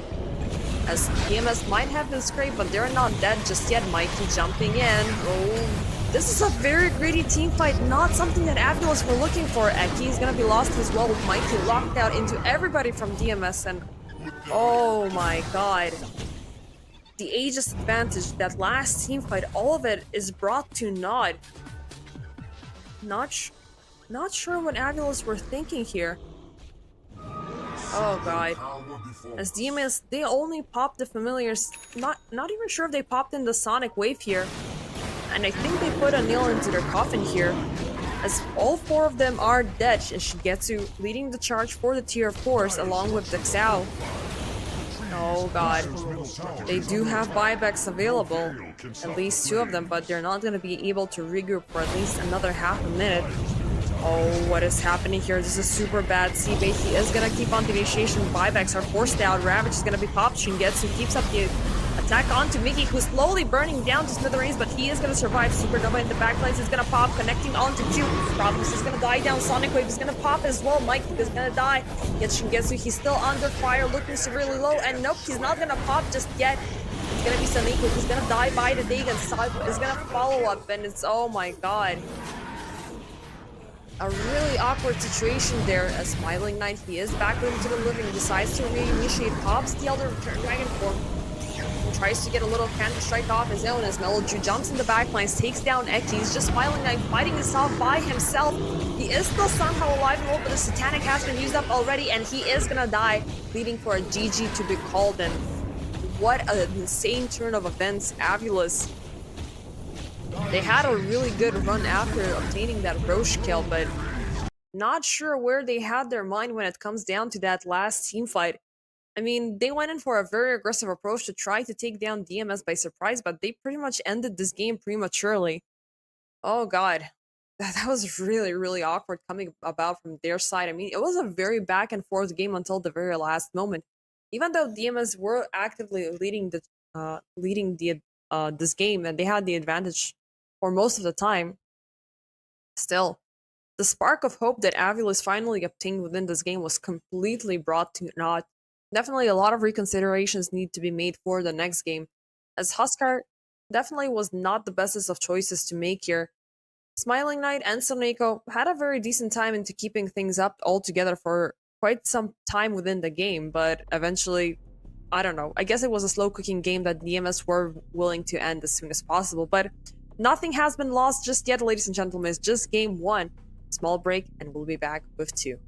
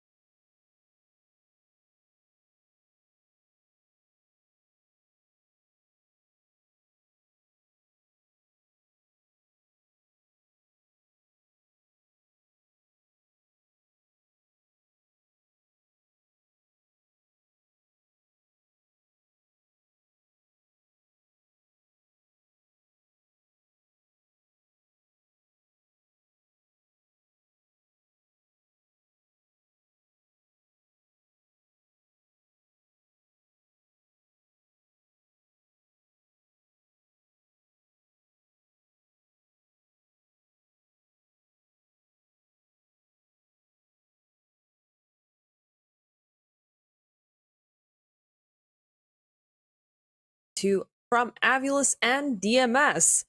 It was a very anticlimactic end that we saw earlier in Game 1 as AVulus were, the second they started to obtain somewhat of an advantage, they went for somewhat of a, well, impromptu attempt for a high ground jump, which pretty much lost their game 2 minutes or less after that. But a new game, a new match, new set of heroes that we're seeing from both sides. To some extent, DMS, they're gonna opt in for the Queen of Pain once more on their side, followed up with the Hoodwink, Marcy, and Brewmaster. As for the side of Avulus, Lena, Clockwork, once again Tinker, and the pesky Pango. Well, both sides, they are generally favorable of this hero. Generally, the Hoodwink is always present, the Pango is always present, so either side that chooses to have one of these is bound to be dictating very unpleasant surprises.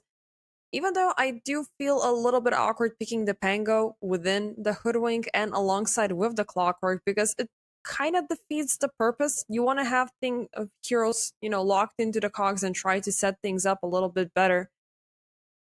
And yeah, but we'll see. I mean, we'll see. You always have this good lane advantage where you're super annoying with the Swashbuckle and the Shield Crash. And once the Rolling Thunder comes about, it's really easier to keep up the chase even further on. And it does work well against the Primal Split. You do have a better chance of controlling the Brewlings and not only scattering them about, but dealing tons of damage to take them down easily. And this could be also really nicely amped up with the Lena, who does have the AoE stun, as we know. She does have the Laguna Blade, which is dealing insane amounts of single target damage, which could, I mean, right now is what we are seeing from DMS. There's 3 targets that can be easily popped at the first convenience, and it seems like Avulus have reworked their strategy a little bit more. They had generally a good idea when it came down to the damage over time sort of a synergy, but there was a lot of healing being popped up on the side of the on DMS, and they were not really able to keep up with the extra pressure. DMS, once again, as I said, they're gonna pop the Queen of Pain, which does seem like a valid choice. But yeah, this time it's gonna be nicely counteracted with the Lena up to this point. But for Avulus, I'm looking for that last pick carry to be brought up. Actually, that goes for both sides, unless DMS, they do a little bit of a switcheroo there with the Marcy, but scratch that. I'm not really sure if we're going to be seeing a Marcy carry anytime soon. She does give you that good setup to try to remove heroes out of the cogs with the rebound, but we'll see. It could go either way, and last pick, it's gonna be Muerta.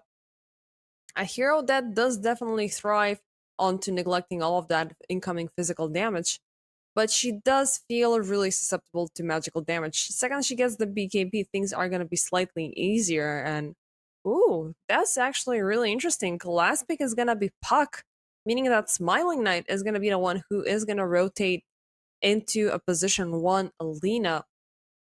Shingetsu also with the Muerta. I don't know, this is, for both sides, we are seeing very aggressive drafts. Not a lot of that usual sustain that has been present every now and then. Even though, yeah, we do have the Xao onto the Brewmaster, which can be all about annoying and does give you that little bit of a second chance to turn things around. But DMS, especially now with the Muerta going in as carry, a hero that I'm a little bit too spoiled into watching within the support role, especially since last year. It could work out really interesting. What can we say here more specifically about her? I mean, she's definitely, well, pretty much good against everybody here. There's nobody that's really countering her, even though she does have a hell of a lot of counters. I mean, everybody who's going in for strong lockdowns, for a lot of survivability and a lot of piercing damage, let's just call it, they do have a good chance of at least expanding her ultimate and bringing it to naught. But she's pretty good when it comes down to farming, especially once the Gunslinger comes about. You get the Maelstrom popping up. It could be a dual proc at the same time. The one thing that it's really fun to see here, DMS, they're opting in for a 4-range squad, with just Dexao being the front line. It is fun, but it does feel at the same time like a little bit of a double-edged sword. But given how DMS have been playing out the previous game, they could be in a very comfortable position into taking down AVulus very early on. The Lina could eventually scale to getting out of control here and dealing a hell of a lot of right-click damage.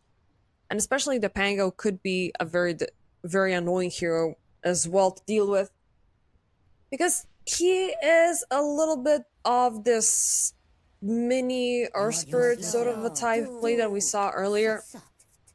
He can get in close to impersonal and could really easily burst down heroes within the backlines.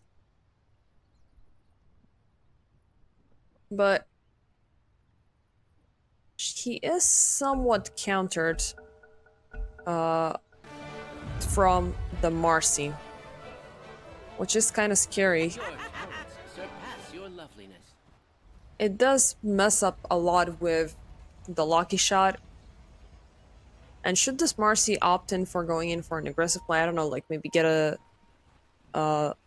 well, it doesn't really actually affect her, to be honest, getting a Diffusal Blade or something of that sort.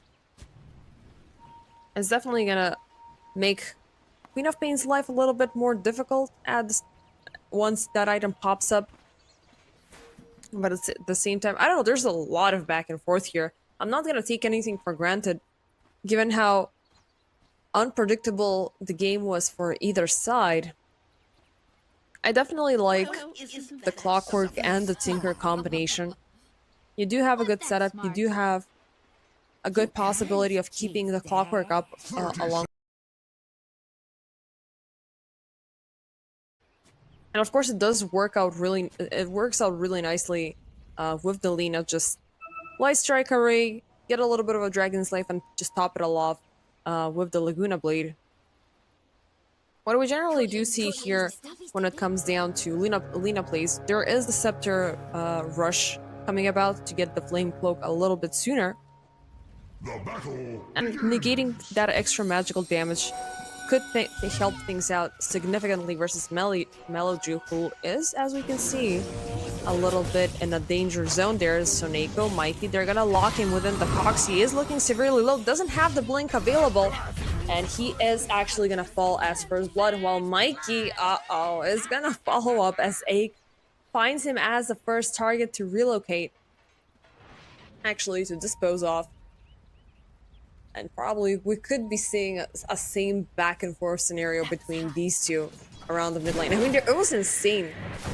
Melo was looking super low every single time, thanks to Mikey, but the amount of responses that DMS brought in every single time, they were just on point and on par with whatever scaling that Huskar might have potentially had.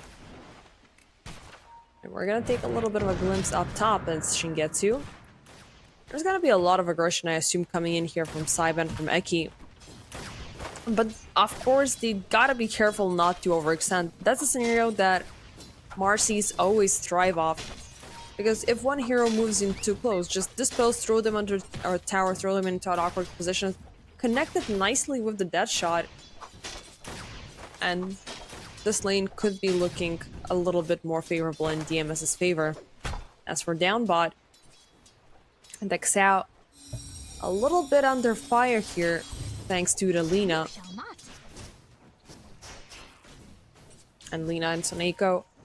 A wombo combo that goes a long way back. Could definitely keep DMS on their toes here. It's up top.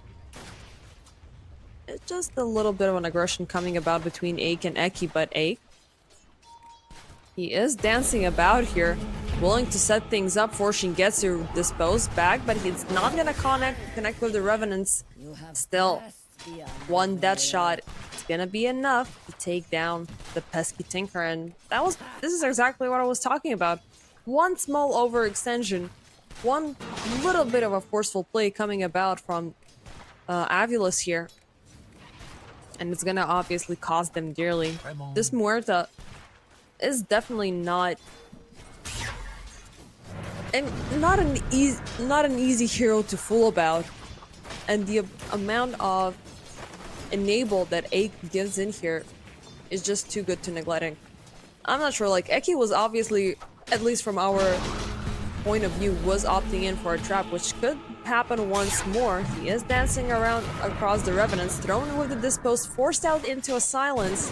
Yet Sibe, he is keeping up the pressure, and once more, that shot for the kill.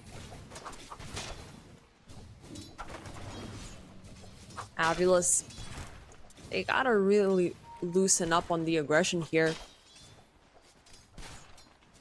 I don't know, Muerta scaling up and getting farmed up really early on within the game, and especially getting that Pierce the Veil without any disruptions, could severely hurt AVulus as the game keeps on progressing down bottom. It doesn't seem like the situation is easier here as well.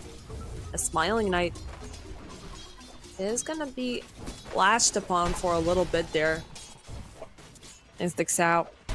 Drunken Brawler coming into play. Definitely a lot of that damage that pops in from Smiling Knight is gonna be brought to naught. And so Neeko, he does try to keep up the pressure with the barrage, but will he be able to force out a kill? As now Eki, he is gonna come about alongside with Ike, as this time around, DMS have their focus onto this bottom lane to try to control the Lina as much as possible, but unfortunately, they are gonna walk away empty-handed mid side. Meloju and Mikey in a little bit of a conflict here, which is not gonna result in any way. Still, Dexal, pressure dub, Light Striker Ray, it's gonna connect, but there's your Drunken Brawler still in play. Does give you that extra evasion and bonus movement speed within this point. Even though Soneko's aggression is on point here, Dire's top tower the battery is feeling assault its mortality. is hurting melee targets severely, but it does feel like he's already overextending just a little bit there. But still, you gotta keep up the pressure during the laning stage as much as possible. At the very least, if you're not going in for a kill, you can force out somebody to go all the way back home. I'm sorry, it's just been a long day. Having a 95 and doing Dota afterwards is a little bit of a bitch, pardon my French. But yeah, going back to this. So far, almost 5 minutes into play, DMS having the slighter advantage on Sibe. He is gonna try to pick up the aggression here. Ake pulls him back within to the Revenants. Does not connect for a silence for a second time yet. Ake, he is keeping up a very good position here to trying to keep pressure up Eke and Sibe even more, allowing for problems to jump back into the play. And Sibe, he's gonna be locked in the trees, tries to find a way to jump back to safety. Dispose once more into the middle of things, tries to swashbuckle away, but no. It's all gonna fall in vain, as he is gonna fall down. Still on the other side of the map, we are seeing Doxao falling along with Meloju. As Mikey, he is gonna deliver a solo kill. And pops the coil here. As danger is closing in, tries to run off. Marcy is gonna be leashed up, and thankfully the illusory orb, just call it orb, whatever, is gonna allow him to propel back into safe distance.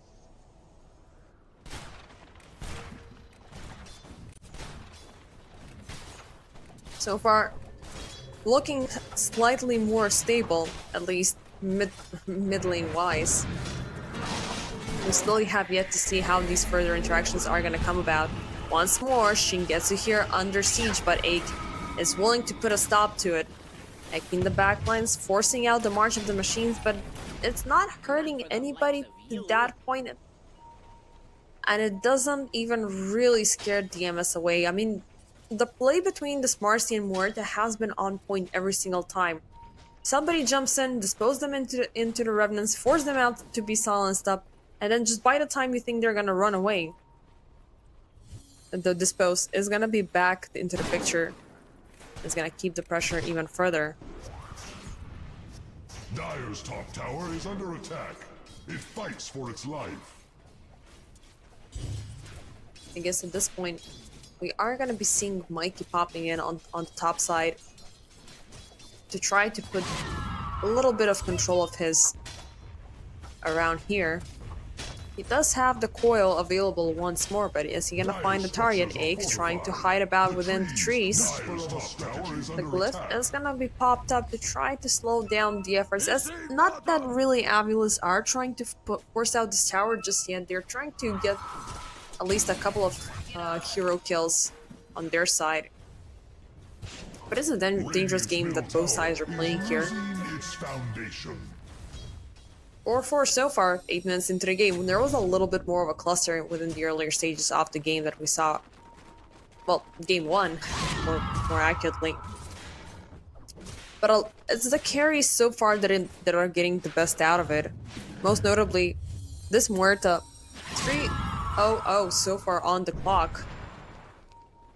We're just forcing out the death shot. Does have Pierce the Veil available, so if push comes to shove, she does have a good way to respond. Unfortunately, it could be bad if Smiling Knight chooses to rotate, which does leave her even more vulnerable to magical damage.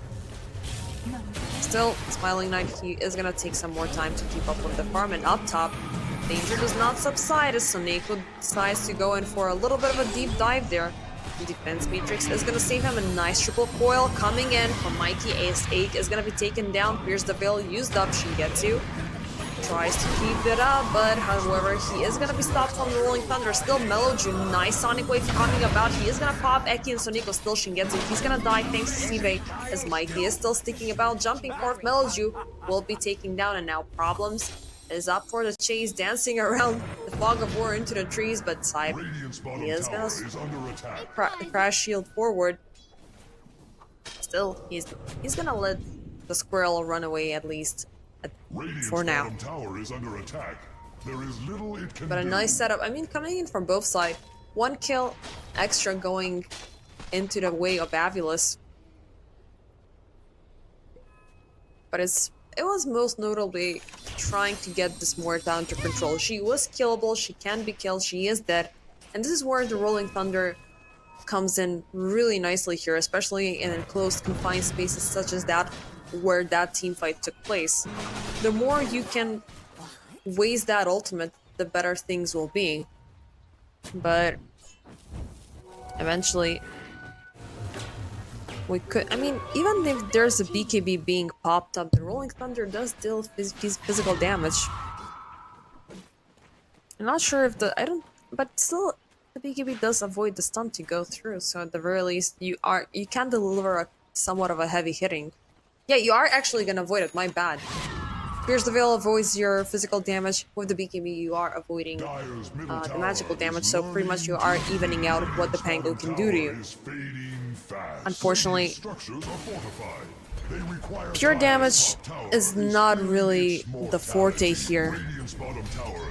I think there used to be a time, or I might be wrong, where Laguna Blade was...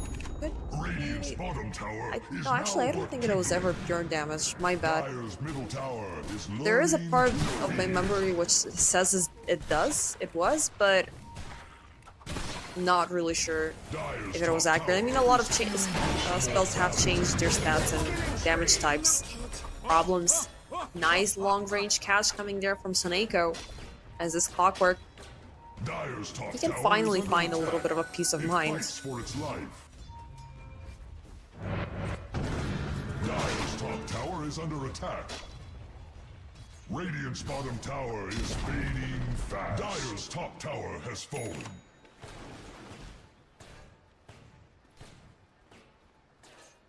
That was hot.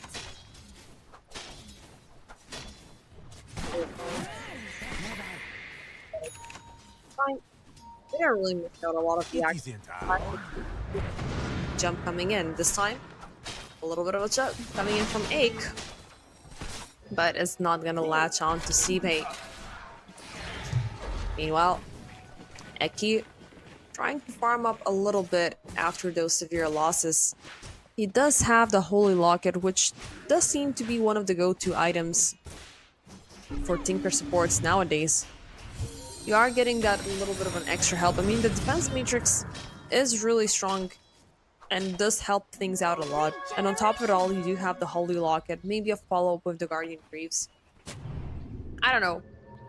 What I was talking about back in game 1, Tinker, it used to be this Omega annoying all over the place mid laner. Now it's just, you know, your nice little friendly support who is just jumping around with royal jellies, with holy lockets, and a little bit of a shield, a little bit of a heal. I do want to say justice serves him right after all of that emotional damage from the years coming by, but we're gonna hold that thought for later. Coil, it's gonna be broken. Mellow Jewel, it's gonna find a chance to blink away yet Mikey. He's not... Oh, he actually is eventually gonna give up chase, as unfortunately Soneko, he is gonna miss out on that hookshot follow-up to get a little bit of an extra lockdown onto the Queen of Pain, and she is gonna actually survive this one for the time being. Coil is not gonna be up for another 45 seconds, which DMS, let's try to use up to their advantage. As Seabay, he's been raining chaos for quite some time here, and maybe he could be looking at a potential victim for the takedown. Yeah, they are gonna find him, shackle him into the trees. Sharpshooter's gonna connect, all silenced up and nowhere to go. He will be, his life is gonna be claimed with ease before even thinking of popping up the Rolling Thunder.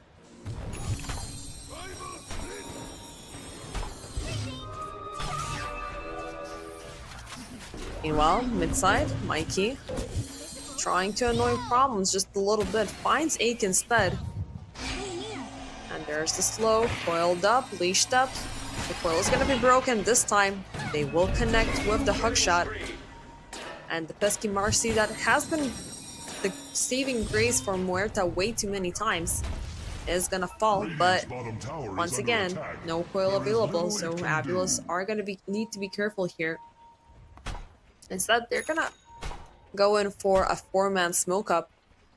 Try to find some targets lurking in the backlines where Texao, 1 foot forward, could lead to devastating consequences, but instead, they are gonna pop their attention onto these stacks in the backlines, which will be, they will be very happy for the taken, even if Soneko loses his life in the process. Thanks for the stacks. We'll take it from here. I think a lot of those resources were definitely poured into Seabay. Yep, as far as I can see. Who is going about making a pipe of insight. Something, I mean, an item that has been the offlaner forte, especially against a bunch of magic dealers. We are definitely looking forward to the chance of hindering down the Muerta, hindering down the Queen of Pain. This time it does feel like AVulus have a little bit more of a better control when it comes down to her. Dire's bottom tower is under attack. And we still are gonna see the Dagon being popped up into play, followed up with the Orchid, but meanwhile, Soneko locked in mid lane. He does have Texao within the cogs and survives a lot of the incoming damage that BMS have to bring in. Yet, AVulus, they gotta be careful. It's now, ooh, it's an awkward setup there. As Mikey, he is gonna be caught up, disposed back once again into the remnants, and taken down. Aki falling down slowly but surely. Soneko, oh, that was a valiant attempt to pull targets back, but not gonna lead to anywhere. Smiling Knight, Blade nearing up, 3 targets. Is gonna force DMS back for a little bit, but now it's side out into the open. And he will force a swashbuckle escape plan, not to be caught within the grasp of DMS, who have not really forced out any further aggressions. They were just there for the tower, they were just there for Mikey. And for them, it's as good as it can get. At least for now. 9-9 into the game, 17 minutes so far, and it's 1k. A slight advantage for AVulus. Texao, the silent farmer so far within this game.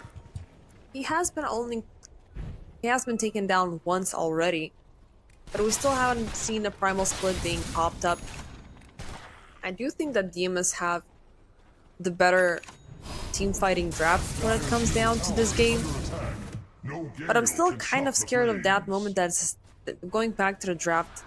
They are having four ranges, which I know they are seemingly squishy, but it's gonna be a very difficult role for DOTA2 to keep up with the front line. And Roche is about to be paid a visit here. Roar goes off, yet AVulus, they're choosing not to respond to this. Instead, they will keep up the pressure to try to take a couple of objectives down bottom. Yep, for them, so far this tier 1 tower is gonna be the focus. Eventually flame down. Shingetsu is gonna have a little bit of a chill time, at least for the next 4.5 minutes to keep up with the farm. Smiling Knight so far has been present just for a little bit, with popping up the Gleipnir during that previous team fight. It's been 101 so far on his count. Not a lot of team fight action, so it's just been this slow cooking farming on his side. Boost of travel in Gleipnir so far. That's what he's gonna go for, and meanwhile, Mighty finds a Mellow is gonna pop through Soneko. And the AVulus, they will keep up the charge. Mighty closing in onto Problem Seabay, rolling about. But they're gonna respect EMS at least for the time being. They have taken away their supports. And they are careful as long as Shingetsu has the Aegis, has pierced the veil. They're not willing to overextend, at least just yet. It's actually going to be a double Gleipnir on both carries. A setup is definitely important for either side. Something that, well, item-wise, AVulus can thrive a little bit more out of thanks to that Pango. But they are still shying a lot on the damage that they're dealing. Smiling Knight still does not have that hardcore right-clicking Lina available. But still, we haven't really seen any Laguna plays coming about just yet. Mentor up for the taken. Second, it pops up. It's Eki and Smiling Knight once again joining forces for the takedown. And Eki, this time it's gonna be a minute 20 Warp Flare available. Which in this scenario, it does make a little bit more sense. You are having, well, these range targets that you really want to pinpoint a lot easier.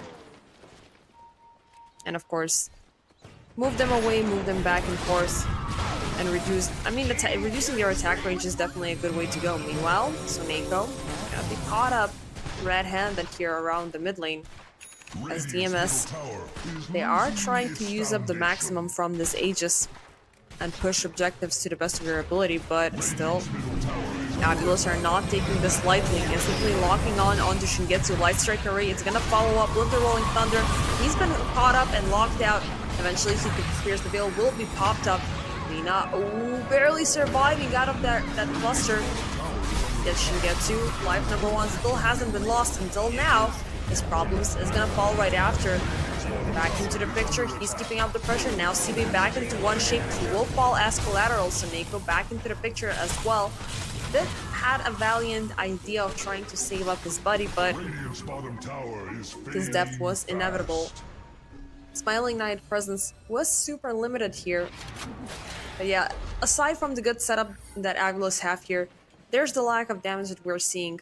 Shingetsu is definitely a huge force to be reckoned with, and oh, another free kill potentially going his way. Soneko, he's gonna miss out on the hook shot.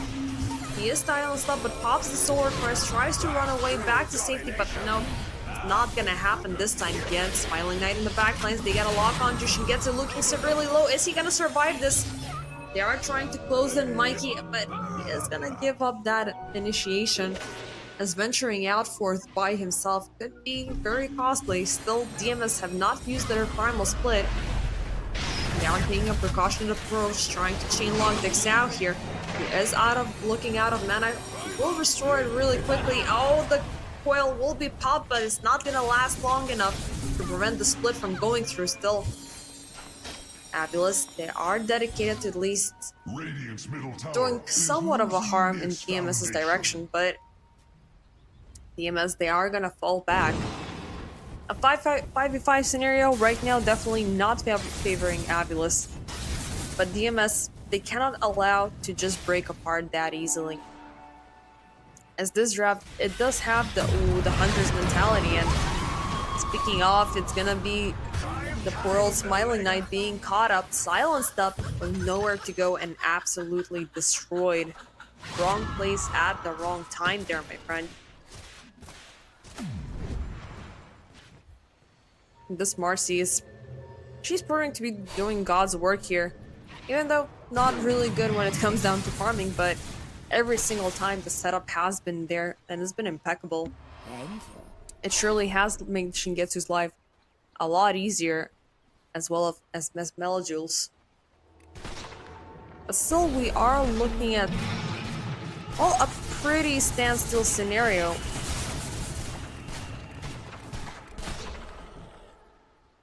Even though Shingetsu is getting a little bit more of that farm, that BKB is looking closer than ever. And once that item pops up, it's gonna be awkward. Super awkward.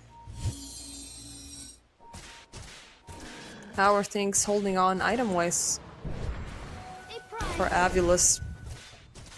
Smiling Knight opting in for the Hurricane Pike and the BKB a little bit later. Oh, a Rolling Thunder gone to waste. As a little bit of an attempt there coming in from Meloju for what, well, an attempt to take his life. It's gonna end up being a wasted ulti. 70 seconds without the Rolling Thunder.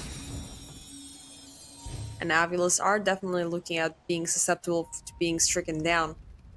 As even though I did talk about DMS not having that super strong front line, things with the Brewmaster are seemingly a lot better in contrast to the Pangolier. I mean, as much as I like Pango as a hero, his offlane presence is feeling always a little bit shaky. And A, venturing off course into the mid lane, definitely something that AVulus are looking to punish. But yeah, the Pango offlane, you do have a very nice grace period of how much you can push forward or how much you can reveal the enemy side, give them a little bit of a lockdown back and forth, cause a lot of damage, but once your Rolling Thunder is out of the picture, you're pretty much brought in to naught. Now AVulus, a little bit of a hunting mission of their own. They so far have found two heroes lurking at finding in a fourth, but Meloju is aware that danger is lurking nearby and runs away back to safety.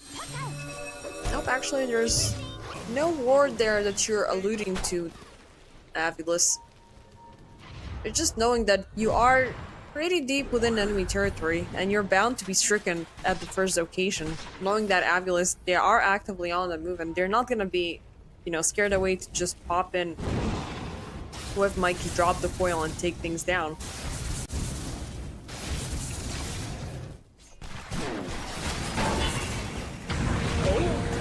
That's a catch. Shingetsu locked into the cogs, but there's the BKB with Pierce the Veil. Glaive's gonna be used up, but it's not gonna connect onto Suniko to be silenced up, so all of the immunities from the Muerta are gone, but will AVulus keep up the pressure?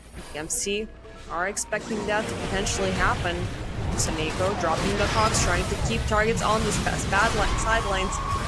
Death shot, it's gonna connect, takes down Suniko, yet Meloju also looking super low, will force out a BKB runaway as Mikey was trying to lurk into the backlines to try to pinpoint targets back and forth, but unfortunately nothing is to be found, at least not for the time being.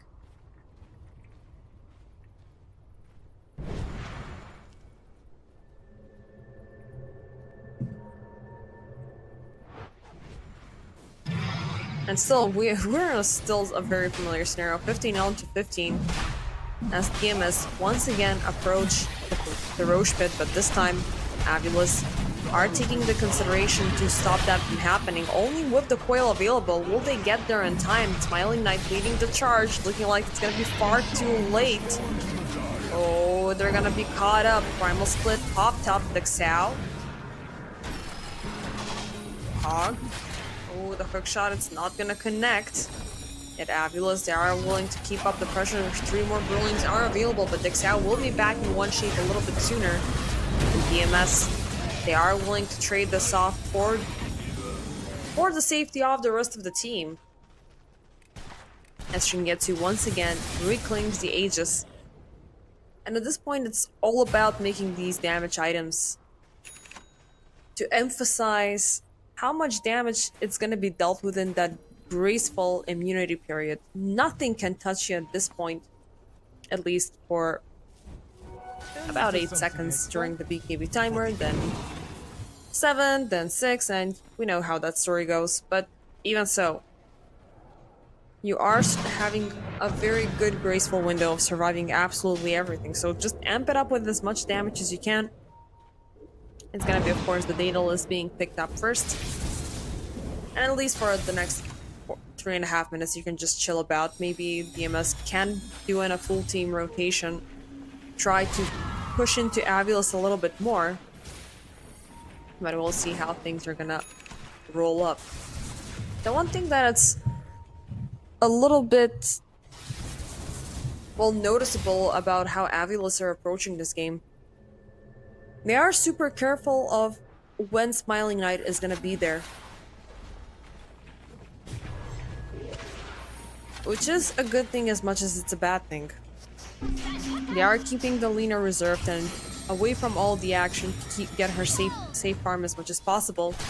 Once the BKB comes about, things are going to be a little bit better. But at the same time, you don't have that awareness of how well your carry skills against the other. And Shingetsu has about 3k net worth of advantage, which so far does translate into a complete BKB, which Smiling Knight only has the Maelstrom for. Gold-wise, he needs about 500 gold, I assume, more or less, in order for a full completion. But then again, DMS are actively keeping up with the pressure, actively are keeping up with the push. Their tempo has been unsolicited, and the way they have been playing out this game has been on point. Marcy just handing in kills onto Shingetsu and onto Mello every single time. And they've been getting the biggest value out of it. However, AVulus, they will try to take a strike back with a 4-man smoke up en route towards the newly lost tier 2 tower. But will they make contact? They really want to jump into Shingetsu as he has the Aegis, and there's the jump. Soneko caught in the Sonic Wave. They will find problems and take him down first. Still, Soneko is alive thanks to the defense matrix, but not for long. Seibei still jumping about. They get a lock on to 8. Marcy is gonna fall, but now Seibei out into the fray. Doesn't have any defense anywhere available, and Shingetsu, there's the here's the Veil BKB combo once again survives through all of that onslaught, and the pressure is still on. Smiling Knight locked up into air jail, and he's just 2 on the defense slice. Even though 8, he's gonna force out a buyback. Leipnir on to 2. They will get a lock onto Shingetsu, but that's a life number 1 only being lost. Dexao back into 1 form. They will get a lock on the Muerta for yet a second time, and I guess that buyback was worthwhile. But can they get more out of this? Mellow Jewel, the target for the Taken. Nice Orchid there for the save still. The Orb is gonna go through. They are pushing forwards, but nope. You cannot really outrun the Queen of Pain just yet, as Ike is also gonna force a buyback off his own. Damage-wise, it was really close for from both sides, but a lot of the damage for Demus definitely is attributed to this Muerta. But yeah, she had her grace period of being super aggressive, but the second all of her immunities were lost, she was down in the drain, and DMS, they were willing to make the noble sacrifice of allowing her to be taken down. Still, Dire's middle tower is under attack. reminiscing from No what barrier last can game, stop the flames. what happened in the last game, AVulus need to be careful not to overextend their advantage here. And them going in for this aggressive jump up, I don't really want to see them fall prey that little sip of advantage that they had and just throw it all away. But thankfully they are going to be careful. There's a lot of mirroring. DMS, they were trying to push forward onto the top side where they currently pick things off, but the second they realized that AVulus were no longer trying to siege high ground, they are gonna bounce back and get the Tormentor. This time it's gonna be Smiling Knight who gets his. And it's just gonna be the update for the Fury Soul. And I'm gonna bite my words here. It seems like Flame Cloak, it's not the rush item that Smiling Knight is looking for here. I mean, most notably that item does tend to favor mid laners a little bit more, as you have all of that solo golden experience going in your way for such a long time. And at this point, I think it could be a little bit too late. You are getting that undisrupted movement speed, which is super nice, and that extra spell damage, but I don't know. You're not dealing with a hell of a lot of magical damage, which does make perfect sense. We'll see. We'll see how it happens. BMS ready to take the stance with a smoke bomb of their own. DOTA2, first one to break it. And they are aware where AVulus are hiding. It fights for its They life. will try to keep up them on their toes. But will they be successful is the big question. Seems like the answer is no, at least for the time being. Forcing them to retreat, at least for a little while. Next Roche, we're gonna know in about a minute when he's gonna be back. Definitely the focus onto both sides, but as time keeps on going, 35 minutes almost into the game, Smiling Knight, he is closing in onto this Muerta and her net worth. Monkey King bar now available. So say bye-bye, at least for a little while. As even though we don't have that true strike as we had, you are piercing through evasion, which is really good, and you are getting that extra magical damage.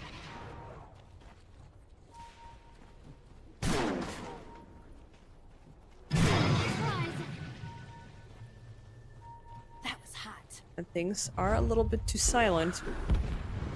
DMS are aware of this happening as AVulus. They are trying to take a siege up top, but will they find somebody? So far, only target that they are aware of is Soneko, as he has his mission in the warding stuff. And they're gonna take the long detour to try to approach this next team fight, which could be super awkward for AVulus, as they have Smiling Knight out into the open. BKB though is finally available for this Lina, so she can survive. Yet Sibe, oh, that's a big target to be caught up first. Silence up, blocked into the trees. He's not gonna be able to pop up the Rolling Thunder. Still, there's gonna be a lock on Ache within the foils. Luneko following up with the next kill. Smiling Knight out into the open, keeping up with the fight to the best of his ability as Shingetsu gets stunned out, and oh, he will be taken down. Mellow, next target rooted up, silenced up, and he will die. As it was pretty much down to Mike and Smiling Knight to keep things up. DOTA2 will be able to run off thanks to the Primal Split. That's a juicy team fight that AVulus were definitely willing to take here. And with the double catapult, attempts will be made to siege high ground, but better not fall for that tactic once more. Thankfully this time DMS, they don't have their buybacks available. Oh, and now DOTA2 locked out, found where he is going, tries to TP out. Nope, you're gonna be used up into the air and taken down eventually. DMS, the same fate that they poured onto AVulus could be turned onto their side as well. Dire's middle barracks have seen Dire's middle barracks have fallen. The creeps scatter in fear. Dire's middle tower is under attack. No gale the Dire have fortified their grove. Second fortifications will be used up here, as mid lane is completely gonna be wiped out. AVulus still sticking about here, even though DMS are slowly coming back altogether. And that's a lot of damage that this Lina is dealing, and DMS on the defense lights. They're gonna connect onto two, the coil always gonna lock onto Shingetsu, and they're gonna pull him back with the cogs, but here's the veil with the BKB. Here's the immunity once again granted. But it's gonna run out eventually. The poor Muerta is gonna be caught out.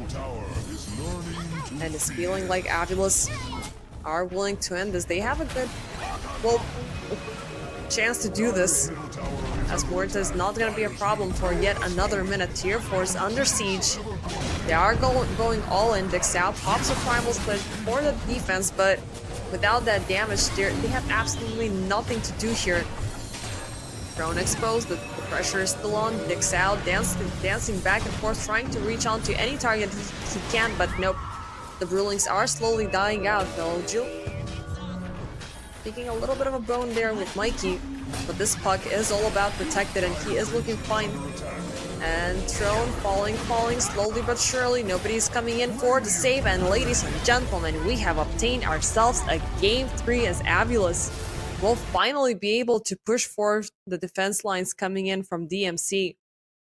And that was really a last-second initiation coming in on their side. That Roche, well, that second Roche coming about, I thought that at one point DMS are completely gonna end things. But it doesn't seem like that was the case. AVulus, they brought themselves up all together. They knew that now it's Smiling Knight's time to shine. And they just doubled down on the aggression, knowing even without Seabay rolling about, they were ready to end this, and they completely locked this game barely 39 minutes into it. So without any further ado, ladies and gentlemen, we can go in for a final pause and prepare ourselves for a Game 3. See you in a bit.